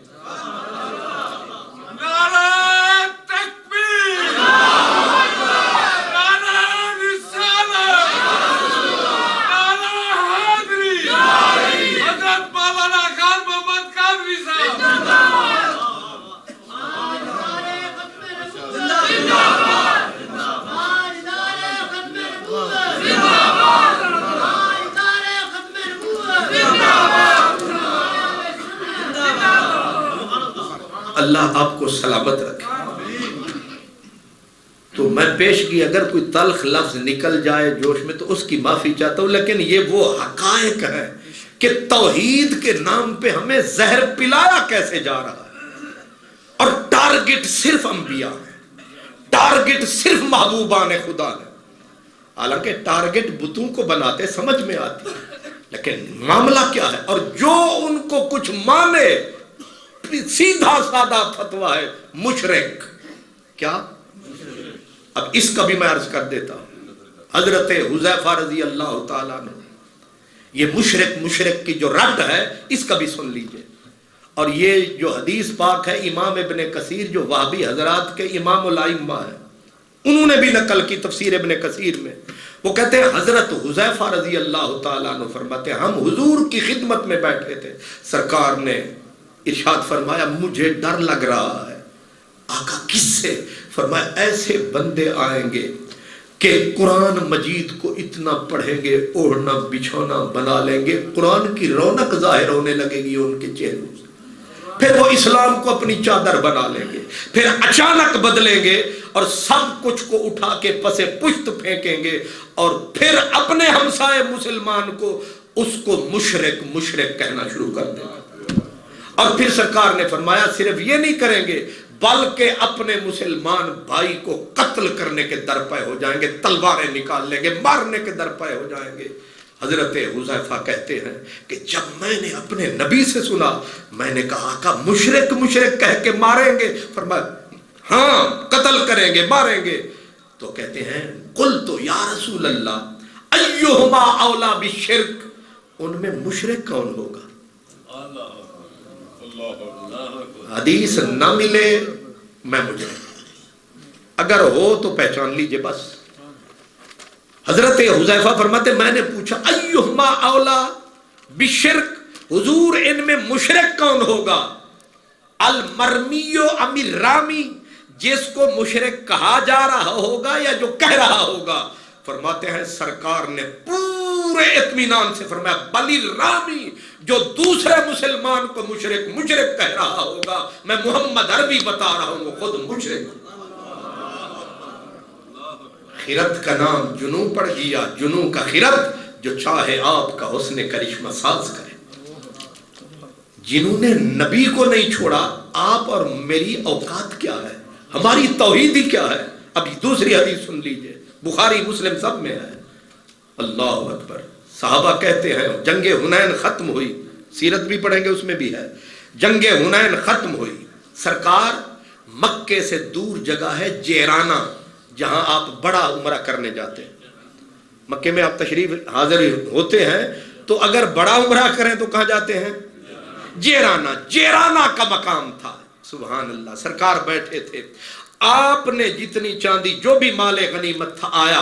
अब आपने देखा ظاہر ہے نبی کو پتا ہے کس کا کتنا نقصان ہے، سب کا پورا کرنا ہے۔ سرکار بیٹھے اور آپ نے بانٹنا شروع کیا۔ صحابہ کہتے ہیں کہ ایک آدمی آیا اور اس نے حضور کے پہلو میں کھڑے ہو کے کہا اعدل یا محمد، محمد عدل کرو، تم تقسیم وہ نہیں کر رہے جس پہ رب راضی ہو۔ لفظ سنے ہیں، لفظ سنے ہیں، کیا کہہ رہا ہے؟ یہ امتی ہے، نمازیں حضور کے پیچھے پڑتا ہے، کہہ کیا رہا ہے کہ تم جو تقسیم کر رہے ہو اس پہ خدا راضی نہیں ہے، اور حضور کو سمجھا رہا ہے عدل کرو۔ میرے نبی نے ایسے دیکھا، اب صحابہ کے میں قربان، انہوں نے پورا نقشہ کھینچا کہ آدمی کی شکل کیسی تھی۔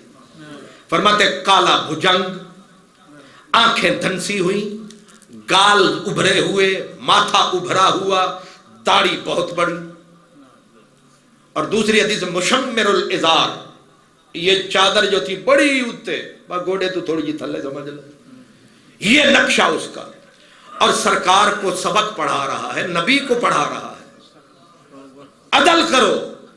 سرکار دو عالم نے فرمایا او تیرا نفع خدا نہ دے تجھے، میں عدل نہیں کروں گا زمین پہ تو پھر کون کرے گا؟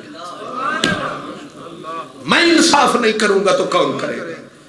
اب وہ بدبخت اپنا دھنسی ہوئی آنکھوں والا، اس نے سرکار دو عالم کھڑا ہے، ادھر سے حضرت خالد بن ولید اٹھے، ادھر سے حضرت عمر اٹھے، میں سب حدیثوں کا خلاصہ بتا رہا ہوں، دونوں اٹھے اور دونوں حضور کے، ایک دائیں کھڑا ہے ایک بائیں کھڑا ہے، ایمان پہ قربان۔ ادھر حضرت عمر کہہ رہے ہیں اذن لی یا رسول اللہ، حضور اجازت دو میں اس کی گردن نہ اتار دوں۔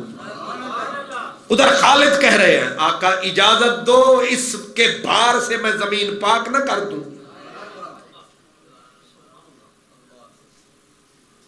دماغ میں تو کچھ اور، بزرگ کہتے ہیں کہ اے نہیں پوچھ رہے کہ حضور مسلمان رہا ہے کہ نہیں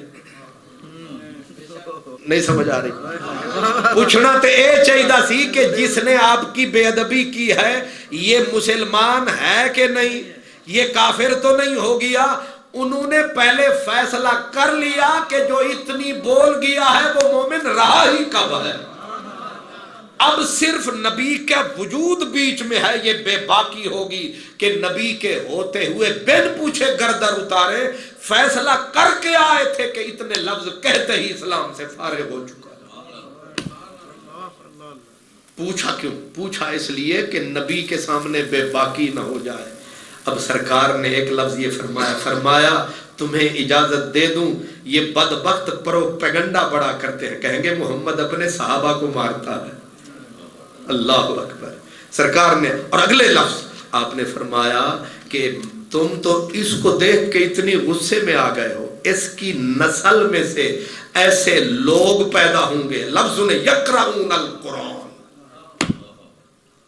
قرآن پڑھیں گے تجوید کے ساتھ، کھرا کر کے، عین عین کے مقام سے نکلے گی، ہے کے مقام سے نکلے گی، تسی آکھو گے اتنے نہ بچہ داخل کراوی، نہیں سمجھ آئی؟ جی قرآن بڑا سونا پڑھ دیں گے اور پڑھاؤ۔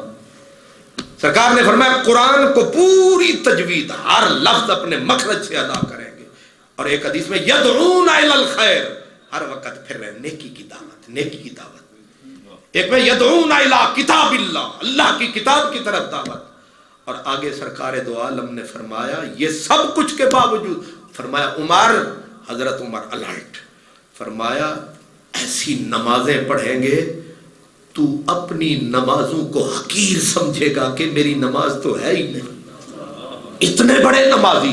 آگے روزے کے بارے میں فرمایا یحقر احدکم صلاتہ مع صلاتہ، فرمایا تم اپنی نماز کو ان کی نماز کے سامنے، یہ جو نسلیں آئیں گی چھوٹا سمجھو گے، اتنے بڑے، روزہ اسی طرح، عبادت اس طرح، لیکن آقا فیصلہ فرمایا یخرجون من الدین، سب کچھ کر کے دین سے خارج اور فارغ ہوں گے۔ کتنا فارغ. فرمایا جیسے تیر کمان سے نکل جاتا ہے یا تیر شکار سے تیز نکلے تو اس پہ نشانی کوئی نہیں، پار نکل گیا ہے. فرمایا دین سے ایسے نکلیں گے کہ دین کی خیر کا اثر ان پہ ہو گئی ہے. اور ایک حدیث میں ہے کہ تیر کمان میں واپس آنے کی امید رکھنا، یہ بے دین قاری بھی ہوں گے، عالم بھی ہوں گے، عابد بھی ہوں گے، لیکن میں محمد فتویٰ دے رہا ہوں یہ نرے بے دین، ہم لا یعودون، پلٹ کر آنے والے ہیں ہی نہیں. صحابہ نے کہا حضور کوئی اجتماعی نشانی بتا دیں. اجتماعی نشانی. فرمایا سیماہم التعلیق، ان کی نشانی یہ ہے کہ یہ سر منڈاتے ہوں گے کثرت سے. مشکات شریف کی شرح میں لکھا ملا علی قاری نے کہ صحابہ کیونکہ اکثر بال رکھتے تھے اور یہ تقوی ظاہر کرنے کے لیے، کیونکہ بال زیادہ رکھیں تو پانی بعض اوقات پہنچتا ہے بعض اوقات نہیں پہنچتا، متقی اتنے ہوں گے تاکہ نہ رہے بانس نہ بجے بانسری، نہ رہیں گے بال نہ پلیدی رہے گی، اس لیے سر منڈاتے ہوں گے. آگے خارجی دلیل دیتے، کہتے ہیں مولا علی سر منڈاتے تھے. ملا علی قاری کہتے ہیں کہ ایک سر میں تکلیف ہو گئی اس کے بعد منڈاتے تھے، ورنہ پہلے مولا علی کی کانوں کی نیچے زلفیں ہوا کرتی تھی. اللہ سرکار نے جب ایک ایک نشانی، ان کی نسلوں سے لوگ پیدا ہوں گے. اب وہ نسلیں کہاں پیدا ہوئی؟ اور سرکار دو عالم نے حضرت مولا علی کو دیکھا تھا. فرمایا ایک خیر والی جماعت ایک شر والی جماعت کو قتل کرے گی اور قتل کرنے والے جنتی ہوں گے. اب مولا نبی پاک پہ اعتراض کیا، سمجھ آ گئی. نبی پاک نے پھر ان کی بات کھولی، پھر خبر دی کہ ایسی جماعت ایک. اور پھر وہ وقت آیا جب حضرت علی المرتضیٰ کے جنگ صفین کا موقع تھا. حضرت امیر معاویہ اور حضرت مولا علی کی آپس میں صلح ہونے لگی. ثالث مقرر کیے گئے حکم، ایک حکم ثالث تیری طرف سے ایک میری طرف سے. تو حضرت مولا علی نے فرمایا بالکل ٹھیک ہے، 2 ثالث مقرر کرو، ایک حکم ادھر سے ایک ادھر سے. 12,000 قاری اور عالم اٹھا کے اپنا سامان ادھر. کوئی خیر ہے؟ انہوں نے کہا علی مشرک ہو گیا. علی مشرک، صرف مشرک نہیں کافر مرتد ہو چکا ہے. اب حضرت علی نے انہیں بلایا، کہا میں مشرک کیسے ہو گیا؟ کہنے لگے، اب قرآن پڑھ رہے ہیں، کہنے لگے ان الحکم الا للہ. دلیل کہاں سے؟ ہم ابھی اسی لیے آپس میں ہم بیٹھے باتیں کر رہے تھے کہ قرآن مجید سے ہی دلیل پکڑ کے کس ہستی کو کہہ رہے ہیں تو مشرک ہے. میں کہتا ہوں اگر علی مسلمان نہیں ہے تو پھر کوئی بھی دنیا میں مسلمان نہیں ہے. اور کوئی نبی پاک کے ساتھ 10 سال رہا، کوئی 12 سال رہا، کوئی 14 سال رہا، لیکن یہ وہ ہستی ہے پیدا ہونے سے لے کر جب تک سرکار دنیا میں رہے، مولا علی یا ادھر رہے یا ادھر رہے یا ادھر رہے یا ادھر رہے. 30 سال یا نبی کے سائے میں رہا، 30 سال جو آدمی نبوت سے جدائی نہیں ہوا. اور جس کو قدرت نے یہ عزت پھر بخشی نبی پاک کے بعد کہ منبر پہ بیٹھ کے کہے سلونی اما شئتم، جو چاہو مجھ سے پوچھو، سلونی قبل ان تفقدونی، اس سے پہلے کہ علی دنیا سے چلا جائے پوچھ لو. حضرت عمر بھی فتوے ادھر پوچھنے آتے ہیں، صدیق اکبر بھی آ رہے ہیں، حضرت عبداللہ بن مسعود جن کے لیے میرے نبی فرماتے تھے میرے بعد قرآن حاصل کرنا ہے ابو بکر سے کرو، عمر سے کرو، عبداللہ بن مسعود سے کرو. عبداللہ بن مسعود فرماتے 90 سورت قرآن کی میں نے پڑھی تھی نبی پاک سے اور باقی ساری سورتیں میں نے پڑھی. علی نہیں کہا، کہا خیر الناس، پوری انسانیت سے برتر آدمی. جس کو نبی کہے کہ تو میرے لیے ایسے ہے، موسیٰ کے لیے ہارون جیسے، جس کے لیے حضرت عمر کہیں کہ میرا بھی مولا علی ہے، تمہارا بھی مولا علی ہے، اور جس کا علی مولا نہیں، حضرت عمر کا قول ہے، وہ مومن ہی نہیں جس کا علی مولا نہیں ہے.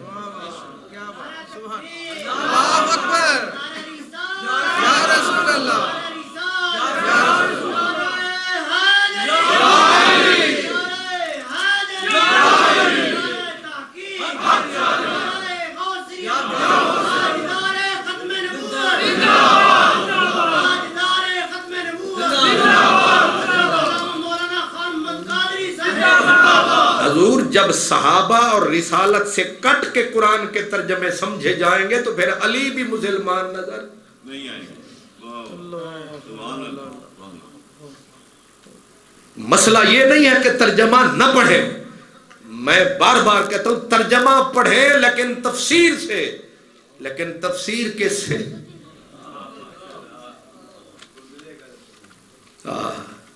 ترجمہ پڑھیں تفسیر سے، اور تفسیر بھی کسی اس سے. اللہ اکبر. مولانا اسحاق صاحب ایک اہل حدیث صاحب گزرے، یعنی فیصلہ وہ جو کوئی تیسرا بندہ کرے. اس سے کسی نے پوچھا کہ قرآن مجید کوئی اگر نیا بندہ سمجھنا چاہے اردو زبان میں تو کیا کرے؟ اس نے کہا قرآن کو تفسیر سے پڑھے. اس نے کہا پھر آپ ایسی تفسیر بتا دیں کہ جس کو بندہ پڑھے جلدی سمجھ بھی آ جائے، ٹھیک سمجھ آ جائے.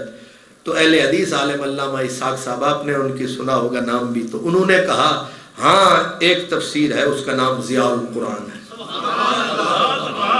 کم از کم پاکستان، ہم تو پاکستان میں نا لاہور میں، ہم آپس میں ڈسکس کر رہے ہیں کہ یہاں کے لیے میں عرض کر رہا ہوں یہ پڑھیں، تبیان القرآن پڑھیں، ترجمہ کنز الایمان پڑھیں، تو آپ ان تراجم کو پڑھیں. لیکن اگر ترجمہ آپ چاہیں کہ میں خود ہی کر لوں گا کیونکہ میں عربی ہوں، کیونکہ میں بہت بڑا قاری ہوں، اور پھر جب آپ نتیجہ نکالنے پہ آئیں گے آپ توحید کی اس منزل پہ چلے جائیں گے کہ مولا علی بھی آپ کو، پھر یہ نہیں. پھر مولا علی نے جب انہیں دلیل دی، باقاعدہ دلیل دی، آپ نے فرمایا دیکھو تم زیادتی کر رہے ہو، میں نبی کا ساتھی ہوں، داماد ہوں، تم سب کو. انہوں نے کہا سب کچھ ہے، تو ہو گیا ہے مشرک. اب حل کیا ہے؟ انہوں نے کہا تو پہلے ایڈمٹ کر کے تو مشرک ہو گیا، مان کے تو مشرک ہے. اچھا یہ مانو، پھر کہنے لگے پھر توبہ کر. کیا کہنے؟ اب مجھے بتائیں جن کی توحید کا معیار اتنا اونچا ہو کہ جن کو نہ نبی نہ علی پورا اترے، آپ کس کھیت کی مولی؟ ہم کس باغ کی مولی ہیں کہ ہمیں یہ مومن مانیں گے؟ قدم قدم پہ وہی بات، داتا جس نے کہہ دیا مشرک. میں وضاحت کر چکا کہ داتا صفت اللہ کی، لیکن جو اللہ کی صفتیں ہیں وہ سارے پی کے ہم بیٹھے ہیں. حافظ اللہ کی صفت ہے، عالم. اب حضرت مولا علی کو کہتے تو مشرک ہو گیا ہے، اور صرف مشرک نہیں ہو گیا، توبہ کر. توبہ نہیں کرے گا تو کیا کرو گے؟ کہنے لگے ہم لڑیں گے تم سے، ہم تجھے مار ڈالیں گے. نتیجہ کیا ہوا؟ حضرت مولا علی پہلے سمجھاتے رہے، پھر یہ نہیں کہ صرف یہ زور دے کے کہا کہ میں جو کہہ رہا ہوں، صرف یہ نہیں کہ میں صحابی ہوں، میں علی ہوں، نہیں. انہوں نے کہا 5واں سپارہ پڑھو، فَبْعَثُوا حَكَمًا مِّنْ أَهْلِهِ وَحَكَمًا مِّنْ أَهْلِهَا. اگر خامند اور بیوی کی لڑائی ہو جائے، قرآن کہتا ہے ایک ثالث ادھر سے لے لو، ایک ثالث ادھر سے لے لو. فرمایا ایک گھر کو سنوارنے کے لیے تو قرآن کہتا ہے ثالث مان لو. تو جہاں اتنے سارے قتل ہو رہے ہیں، بچے یتیم ہو رہے ہیں، وہاں ثالث کہتے ہو ان الحکم الا للہ، ان الحکم الا للہ. ان بھی جماعتوں کو دیکھو تو الا للہ سے آگے کچھ نہیں ہے.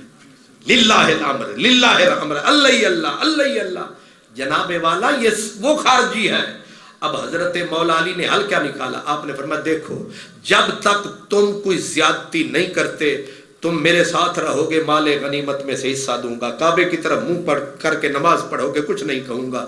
لیکن اگر تم نے قدم بڑھایا تو پھر میں مجبور ہوں گا. انہوں نے قدم بڑھا دیا، نکلے وہاں سے ہزاروں کی تعداد میں، نہروان میں جا کے اپنی چھوٹی سی حکومت بنا لی.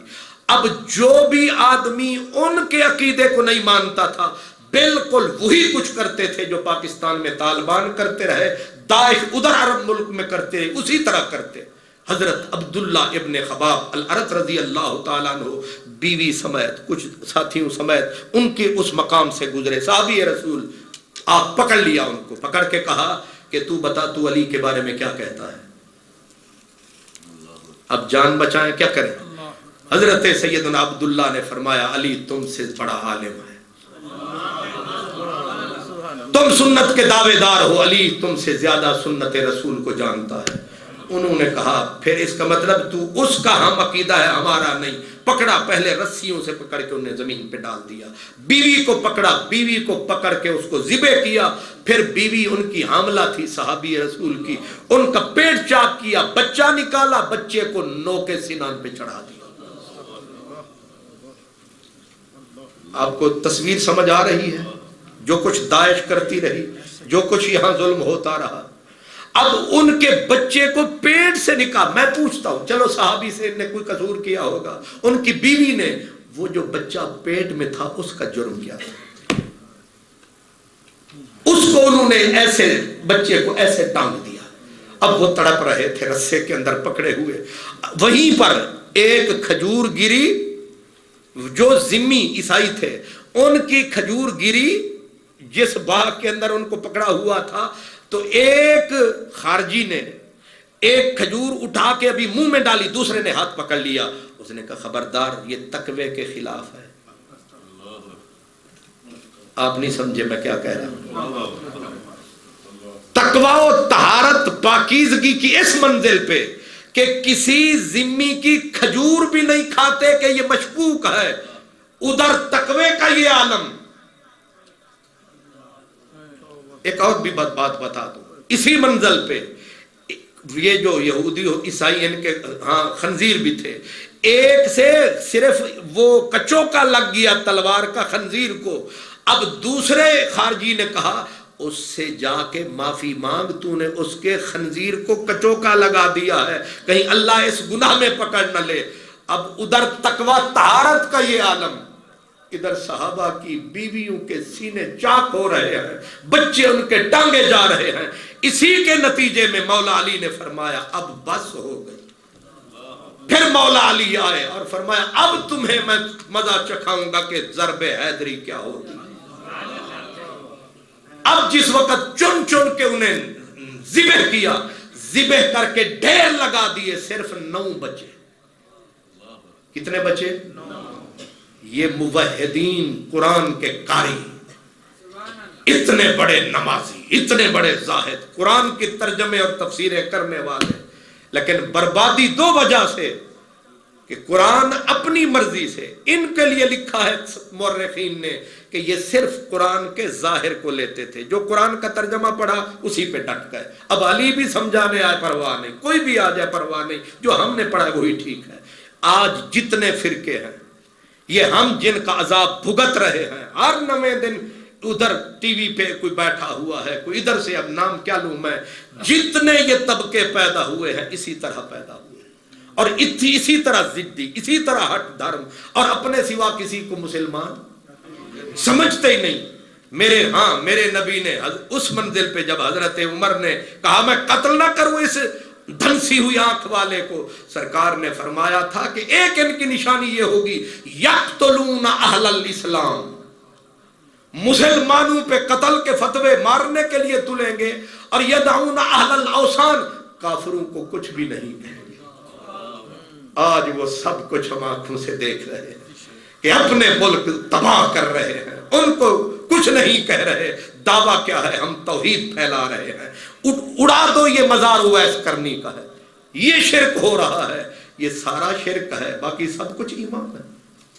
حضرت مولا علی رضی اللہ تعالیٰ عنہ نے جب ان کو ذبح کیا، آگے عجیب بات ہے، مولا علی نے فرمایا ان لاشوں کو اوپر نیچے کرو، ڈھونڈو، ان میں ایک ٹنڈا بندہ نکلے گا، ٹنڈا بندہ نکلے گا، اس کے پہلو پہ اس طرح گوشت ہوگا جیسے عورت کی چھاتی ہوتی ہے، اوپر بال ہوں گے، رنگ اس قسم کا ہوگا، ڈھونڈو اسے. کچھ لوگ گئے، ڈھونڈا نہ ملے. آپ نے فرمایا نہ علی جھوٹ بولتا ہے، نہ علی سے نبی نے جھوٹ بولا. نہ علی جھوٹ بولتا ہے، نہ علی سے نبی نے جھوٹ بولا ہے. یہ نہیں ہو سکتا، تم نے ڈھونڈا نہیں. آپ خود گئے، جب لاشوں کو اٹھا کے پھینکا، نیچے دیکھا تو وہ ٹنڈا نکلا. وہی ایک ایک نشانی. میں اس نبی کے علم کے صدقے،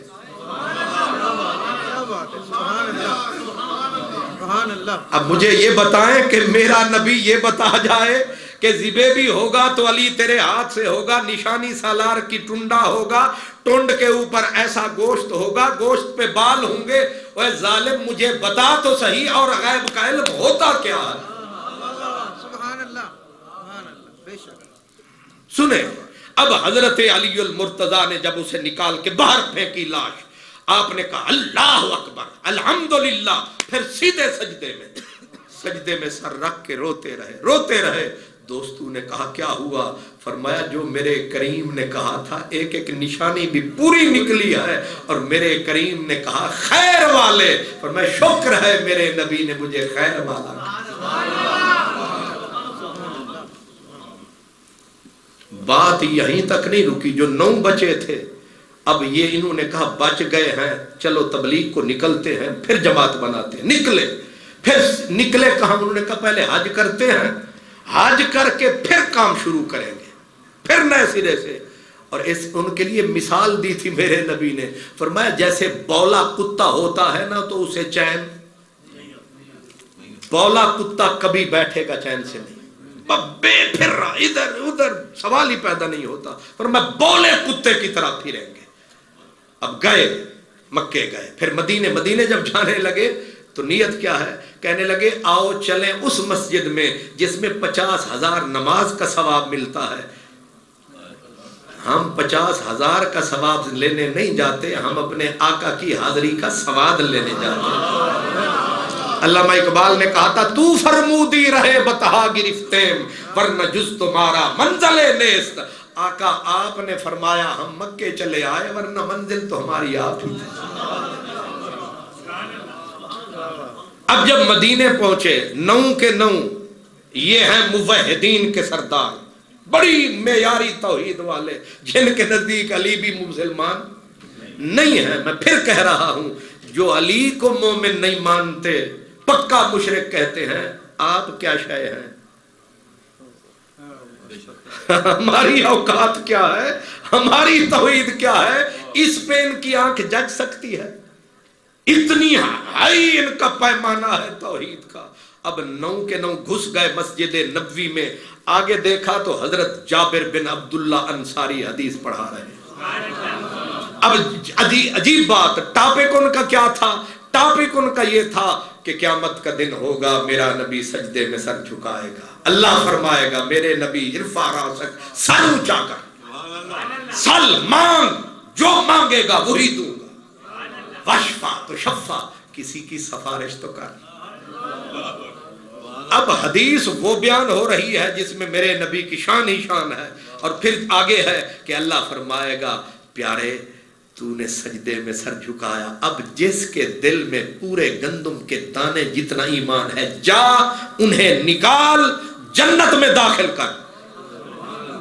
اب اللہ نبی کو فرما رہا ہے جا، تیری شفاعت کی وجہ سے اس کو بھی ہم بخش رہے ہیں جس کے دل میں گندم کے دانے جتنا ایمان ہے۔ اب نبی کو رب نے پیمانہ دے دیا جا جس کے دل میں اتنا ایمان ہے۔ اب نبی کے اوپر لازم ہے نہ کم والے کو نکالنا ہے نہ زیادہ والے کو، پر بندے ہیں کروڑوں، اور نبی کو پتا نہ ہو سب کے ایمان کا نکالے گا کیسے؟ اللہ اکبر، نہیں سمجھ آ رہی؟ اور سارے مدینے والے نہیں، لاہور والوں کا بھی شفاعت پہ اتنا ہی حق ہے۔ میں پوچھ سکتا ہوں کہ کوئی ملا مجھے بتا سکتا ہے کہ میرے نبی نے آگے رب کو عرض کیا ہو کہ مولا مینوں کی پتا، او تے 14ویں صدی چ 15ویں چاہتن مینوں کی پتا کہ دے دل وچ کنا ایمان ہے۔ نبی پاک جائیں گے جن کے دل میں اتنا ایمان ہوگا 1-2 لاکھ کروڑ، اور اسی صحیح حدیث کے اوپر علماء نے کہا کہ نبی کو یہ بھی پتا ہے کہ تم ایمان کے کس درجے میں ہو۔ میں پوچھ سکتا ہوں جس نبی کو میرے یہاں کا پتا ہے اس کو یہاں کا پتا نہیں ہے؟ سبحان اللہ۔ محفل میلاد ہے، نبی صحیح کی یاد ہے، خالی یہ توحید ہے۔ وہ جو یزید پلید والی توحید ہے وہ نہیں ہے، یہ توحید ہے۔ اب حضرت جابر نے دوسری حدیث بیان، آگے بیان کیسی حدیث کا حصہ، فرمایا پھر حضور سجدے میں جائیں گے، اب وہ 9 دے 9 بیٹھے سڑ رہے ہیں۔ کچھ سارے خوش نہیں ہوتے، کچھ وہ بھی ہوتے ہیں جو بیچارے کروٹیں بدل رہے تھے، جان کدوں چھوٹے گی تے بریانی دی پلیٹ کدوں آوے گی۔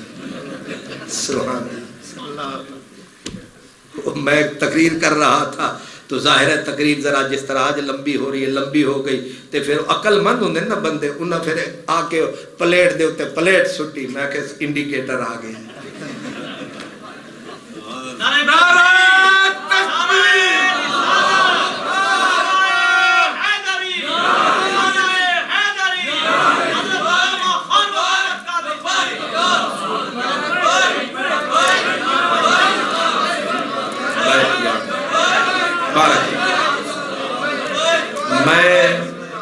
میں بریانی کا بھی قائل ہوں، تبرک کا آپ سے زیادہ قائل ہوں، اور آج کے دن تو بہت زیادہ قائل ہوں، لیکن جو تبرک میں آپ کی خدمت میں پیش کر رہا ہوں یہ نت نت ہاتھ لگدا نہیں اے کرما والا ویلا پتہ نہیں نال سبب دے پھر کدوں ہوئے گا۔ دوسرا جو سنایا فرمایا پھر اللہ تعالیٰ حضور دوسرے سجدے میں جائیں گے، کیا میرا نبی، کیا کرم ہے، کیا ہمدردی ہے، ہم نکموں کے لیے پھر سجدے میں۔ پھر اللہ فرمائے گا ہن جنہ دے دل وچ رائے دے دانے جنہ ایمان ہے او لیا۔ اب چاہیے حضور کو کہ میں نوں کی پتہ کہ دے کول کنا ہے، ان حضرات کو کچھ تو توجہ کرنی چاہیے جو کہتے ہیں نبی کو دیوار کے پیچھے کا نہیں، جس کو دیوار کے پیچھے کا پتہ نہیں اس کو یہاں پار کا کیسے پتہ ہے۔ رائی کے دانے کے برابر حضور فرماتے ہیں میں جاؤں گا اخرجہم من النار وادخلہم الجنہ، خود نکالوں گا خود جنت میں ڈالوں گا۔ کیوں؟ فرشتوں پہ اعتبار نہیں ہے۔ حضور اپنے مقام پہ بیٹھے رہے نا کہ یہ ٹھیک ہے فرشتیاں نو بھیجو تے کٹ کے انہاں نو سٹو، لیکن یہاں پر حضرت شیخ محقق فرماتے ہیں تاکہ اے نکلن والے نو پتہ ہوئے کہ اج تو ساڈیاں نمازاں نے تانو نہیں کڈیا، تانو سونے مصطفیٰ نے کڈیا۔ سبحان اللہ سبحان اللہ۔ چلو اس وقت تو یہ کرتے رہے کہ میرے عمل مجھے چھڑائیں گے، آج تو ان کو پتہ چلے کہ عمل پیچھے رہ گئے ہیں، سونی شکل والا آ گیا بھی۔ سرکار تیسرے سجدے میں آئے حضور اوکھا کم میں کسے واسطے منگنا، تو میرے نبی تھاکی نہیں رہے ہمارے لیے مانگ مانگ کے، مانگتے ہی جا رہے ہیں۔ پھر تیسرا سجدہ، پھر تیسرے سجدے سے اللہ پھر فرمائے ارفع راسک، آپ سر نہ جھکائیں۔ مفہوم تو یہ بھی بنتا ہے کہ تو سر بلند رہے، تو سر اونچا رکھ، آج کسی کا سر اٹھنے نہیں دینا، تیرا سر جھکنے نہیں دینا۔ پھر دان، پھر عنایت، پھر مہربانی، کیا فرمایا ادنا ادنا ادنا۔ یہ رائی کے دانے دے بھی ادو ہی چھوٹا، اس تو بھی چھوٹا، اس تو بھی چھوٹا، انہا بھی ہے تو وہ بھی لے جاؤ۔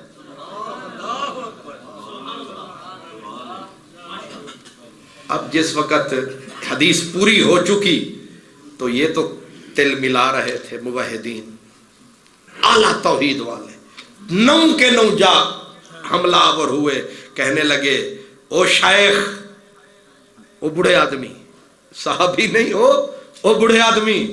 آپ نے دیکھا، سمجھ تو گئے کہ جنہوں نے چین نہیں آیا نبی دی تعریف سن کے، ایک زیادہ ہی نہ توحید پی رکھی ہے۔ اور میں جی کیا کہتے ہو؟ کہنے لگے تیری یہ ساری حدیثیں قرآن کے خلاف ہیں، اور جو حدیث قرآن سے ٹکرائے وہ مانی نہیں جائے گی، لہذا یہ نہیں مانی جائے گی۔ آپ نے فرمایا پڑھو تو صحیح، میں بھی وہ قرآن سنوں جو ہی جن سے یہ حدیثیں ٹکرا رہی ہیں۔ کہنے لگے قرآن میں تو نے نہیں سنا انک من تدخل النار فقد اخزیتہ وما للظالمین من انصار۔ آپ نے مسکرا کے دیکھا، فرمایا لگتا ہے نویں نویں پڑھے ہو، نویں نمازی دے پانی دے کھاپے، انجی ہوندہ ہے نا، تم نویں توحید شاید لگتا ہے پڑھی ہوئے تم نے۔ کہنے لگے زیادہ گلہ نہ کر، تو جواب دے۔ آپ نے فرمایا کہ پھر پڑھو، کہا انک من تدخل النار فقد اخزیتہ، فرمایا استدلال بھی تو کرو نا، دلیل بھی بناؤ اس سے۔ کہنے لگے کہ رب جو فرما رہا ہے کہ اللہ تعالیٰ کو بندہ کہہ رہا ہے کہ جس کو تو نے دوزخ میں ڈال دیا، تو نے انہیں رسوا کر دیا، اور تو جڑیاں ساری حدیثاں سنائیاں اے اللہ فرماندا ہے جنہوں دوزخ سٹ دیتا انہوں رسوا کر دیتا، تے جڑے رسوا ہو گئے تو انہاں نو عزت دے رہے ہیں جنت والی، کڑا کے جنت چوں تو جنت جڑا جائے گا تو عزت پا گیا، رب آتا ہے انہوں نے رسوا کر دیتا۔ آپ نے دیکھ کے اس آیت پہ پھر ڈسکس نہیں کیا، آپ نے فرمایا صرف یہی آیت قرآن کی یاد ہے یا مقام محمد والی بھی کوئی آیت آتی ہے؟ ہائے ہائے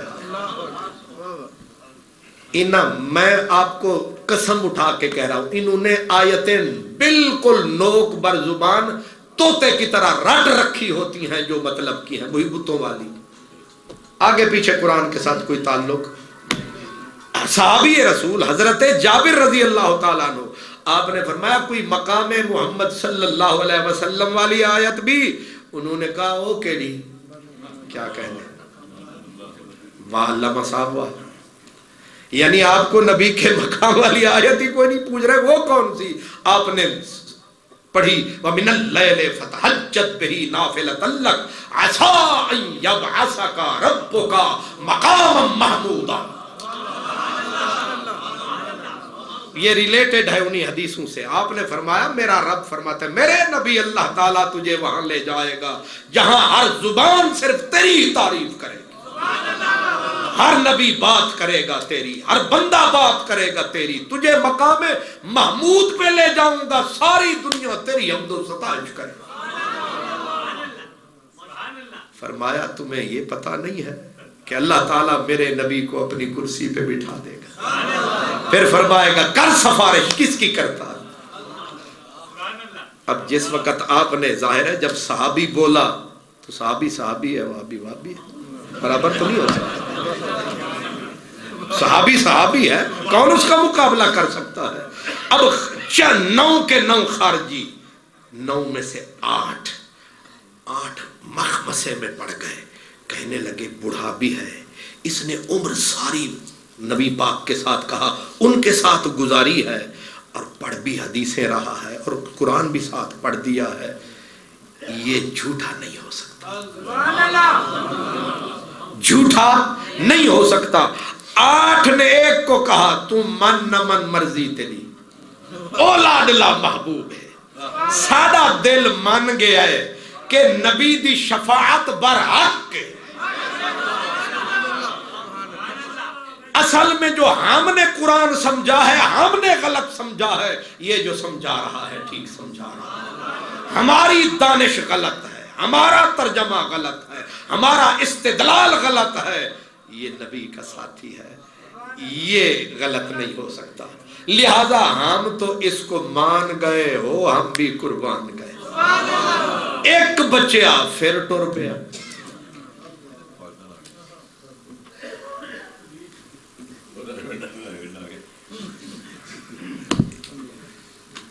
اب آپ نے غور فرمایا جن کے عقیدوں توحید کو اتنا اوپر لے گئے، اب میں اس کو بالکل بات کو سمیٹوں، میں یہ عرض کر رہا تھا کہ ان کی توحید کا معیار اتنا اونچا ہے کہ ان کو صحابی بھی مسلمان نظر، ان کو نبی پاک بھی عدل کرتے نظر، نشانیاں میرے نبی نے ساری بتائیں اور آیتیں اب تک وہی پڑھ رہے ہیں جو وہ پڑھا کرتے تھے۔ اب آخر میں حدیث بھی سن لیں، میرے نبی کا آخری خطبہ، اللہ محدثین کہتے ہیں اس کے بعد حضور نے خطبہ دیا ہی نہیں۔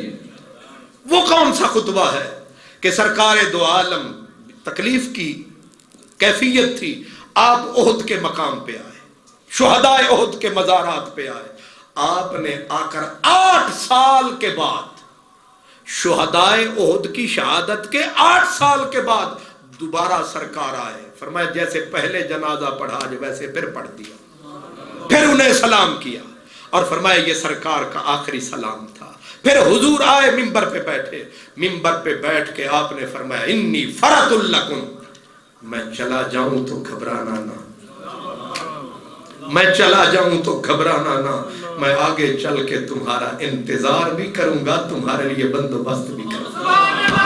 انا شہید علیکم، میں تمہارا نگران ہوں گا، گھبرانا نہیں ہے تم نے۔ میں اگر پہلے چلا جاؤں، پھر سرکار فرمایا مجھے میرے رب کی قسم ہے میں منبر پہ بیٹھ کر اپنا حوض کوثر دیکھا۔ یہ بخاری شریف میں حدیث ہے، اس کے راوی حضرت عقبہ بن عامر ہے۔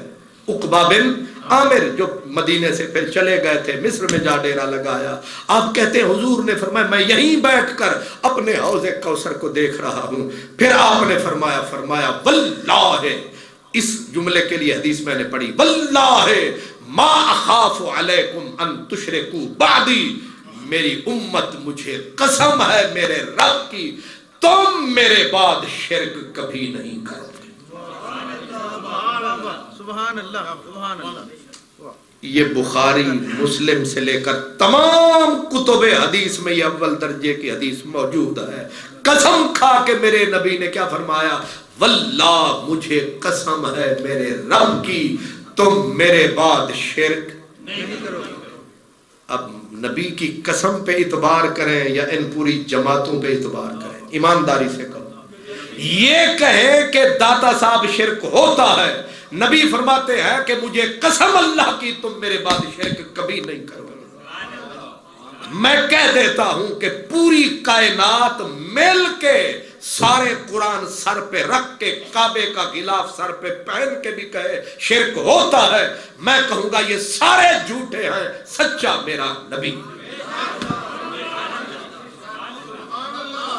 حضور نے فیصلہ کر دیا، جس شرک کا کہا تھا وہ ہے دکھلاوا، کہ یہ دکھلاوا ہوگا، وہ مجھ سے بھی ہو سکتا ہے، وہ آپ سے بھی ہو سکتا ہے۔ باقی شرک جلی حضور نے، اور آخری خطبہ، اس کے بعد حضور نے خطبہ دیا ہی، تشریف لے گئے دنیا سے۔ میرا نبی مطمئن جا رہا ہے، انہیں فکر لگی ہوئی ہے یہ دین کے زیادہ خیر خواہ ہے یا میرا نبی زیادہ خیر خواہ ہے دین کا۔ ان کی توحید میں دراڑیں پڑتی ہیں، نبی کو فکر ہی کوئی نہیں ہے۔ فرما رہے مجھے قسم ہے میرے خدا کی تم شرک کبھی نہیں کرو گے، اور لفظ کیا ہے، ما خافو، میں نے ڈر ہی کوئی نہیں۔ کمال ہے، آپ کو ڈر ہی کوئی نہیں، امت آدھی مشرک ہو چکی ہے، شرک کبھی نہیں ہوگا۔ اب آپ کہیں گے کہ شرک کبھی نہیں ہوگا تو تسی جنی آیتاں پڑھیاں، نبی بھی علیم، بندہ بھی علیم، رب بھی علیم، اللہ بھی حافظ، مفتی صاحب بھی حافظ، تے اللہ بھی مولانا، تسی بھی مولانا بڑے بیٹھے ہو، یہ شرک نہیں تو اور کیے؟ سرکار یہ اشتراک لفظوں کا اشتراک ہے۔ اللہ مولانا ہے، ہم بھی مولانا ہیں، فرق کیا ہے؟ ہم آج ہیں کل نہیں ہوں گے۔ کیا بات، نہیں سمجھ آئی؟ اللہ ہمیشہ سے مولانا ہے، اور سانو تساں بنایا ہے، انہوں کسے نہیں بنایا۔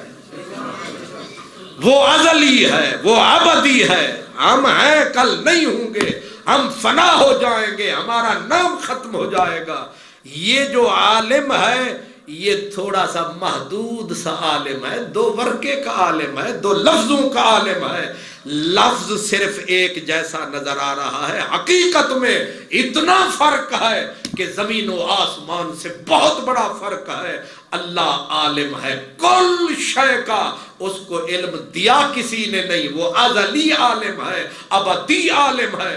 یہ جو تجھے عالم نظر آ رہا ہے تھوڑا سا عالم ہے، چھوٹا سا عالم ہے، کل نہیں تھا آج ہے کل نہیں ہوگا۔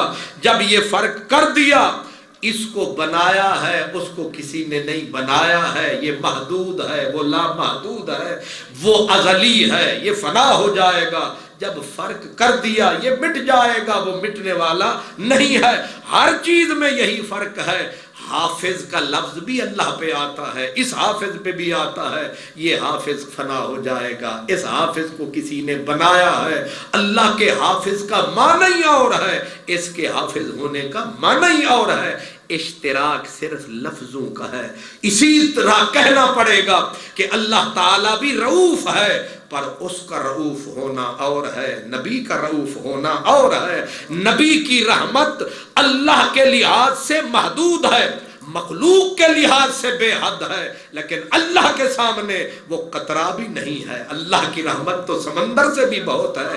جب فرق کر دیا تو شرک کی جڑ ہی کٹ گئی، شرک مٹ گیا، شرک کا نام ہی نہ رہا۔ اس لیے اگر اسی کہنا اللہ کے پاس، اللہ بھی عالم الغیب ہے، نبی کو بھی علم غیب ہے، تو فرق کیا ہوگا؟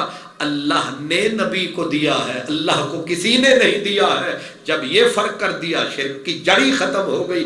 انک لا تہدی، تم ہدایت دے نہیں سکتے، یعنی تم کسی کے دل میں ہدایت پیدا کر ہی نہیں سکتے، اور انک لتہدی، تم ہدایت دے سکتے ہو، میری مشیت کے ساتھ تم اس کو بھی دے سکتے ہو، اس کو بھی دے سکتے ہو۔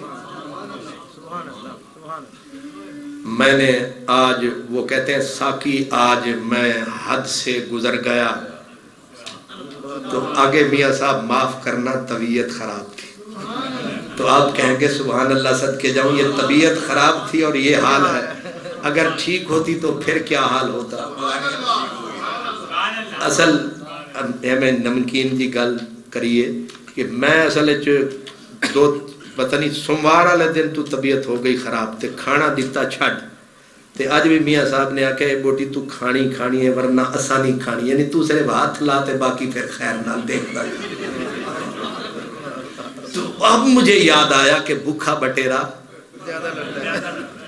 زیادہ نہیں چنگا لڑتا ہے، تو وہ جو بھوک تھی اس نے کام دکھا دیا کہ میں نے کچھ چیزیں اللہ کی توفیق سے، اس کے نبی کے صدقے سے، جو میری توفیق تھی، میرے پاس تھوڑا سا جو روشنی، میں نے کوشش کی کہ میں اپنے نبی کی امت کی خدمت میں پیش کر دوں، اور اس جذبے کے تحت کہ اللہ گمراہیوں سے بچائے، گمراہ طبقوں سے بچائے، اللہ میرے نبی کی ساری امت پہ کرم فرمائے۔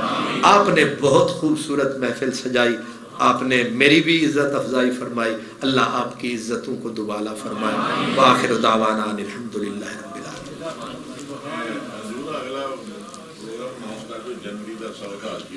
انشاءاللہ آئندہ جو جنوری کا پہلا منگل ہوگا وہ سعود شادی حال میں ہوگا انشاءاللہ۔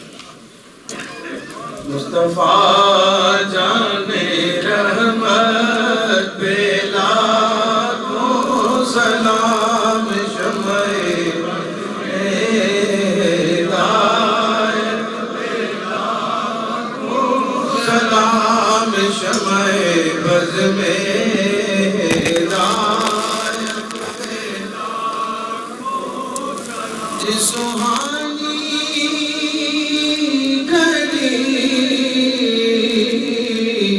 چمکا طیبہ کا چاند،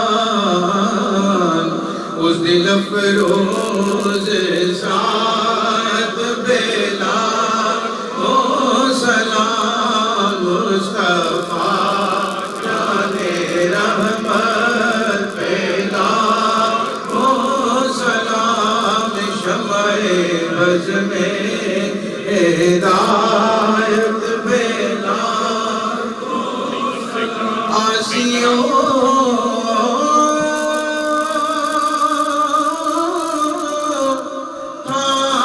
تھام لو دامن مصطفیٰ، آسیوں تھام لو دامن مصطفیٰ، آسیوں دامن مصطفیٰ، پھر پڑھو رب کی رحمت پھیلا او سلام، مصطفیٰ رحمت پھیلا کو سلام، شمع ہدایت پہ حبیبی یا رسول اللہ، میرے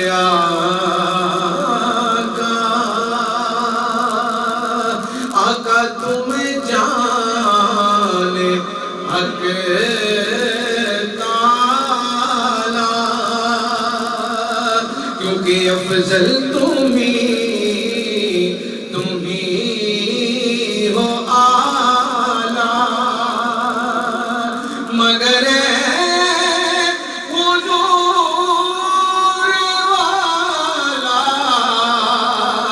یہ سگے در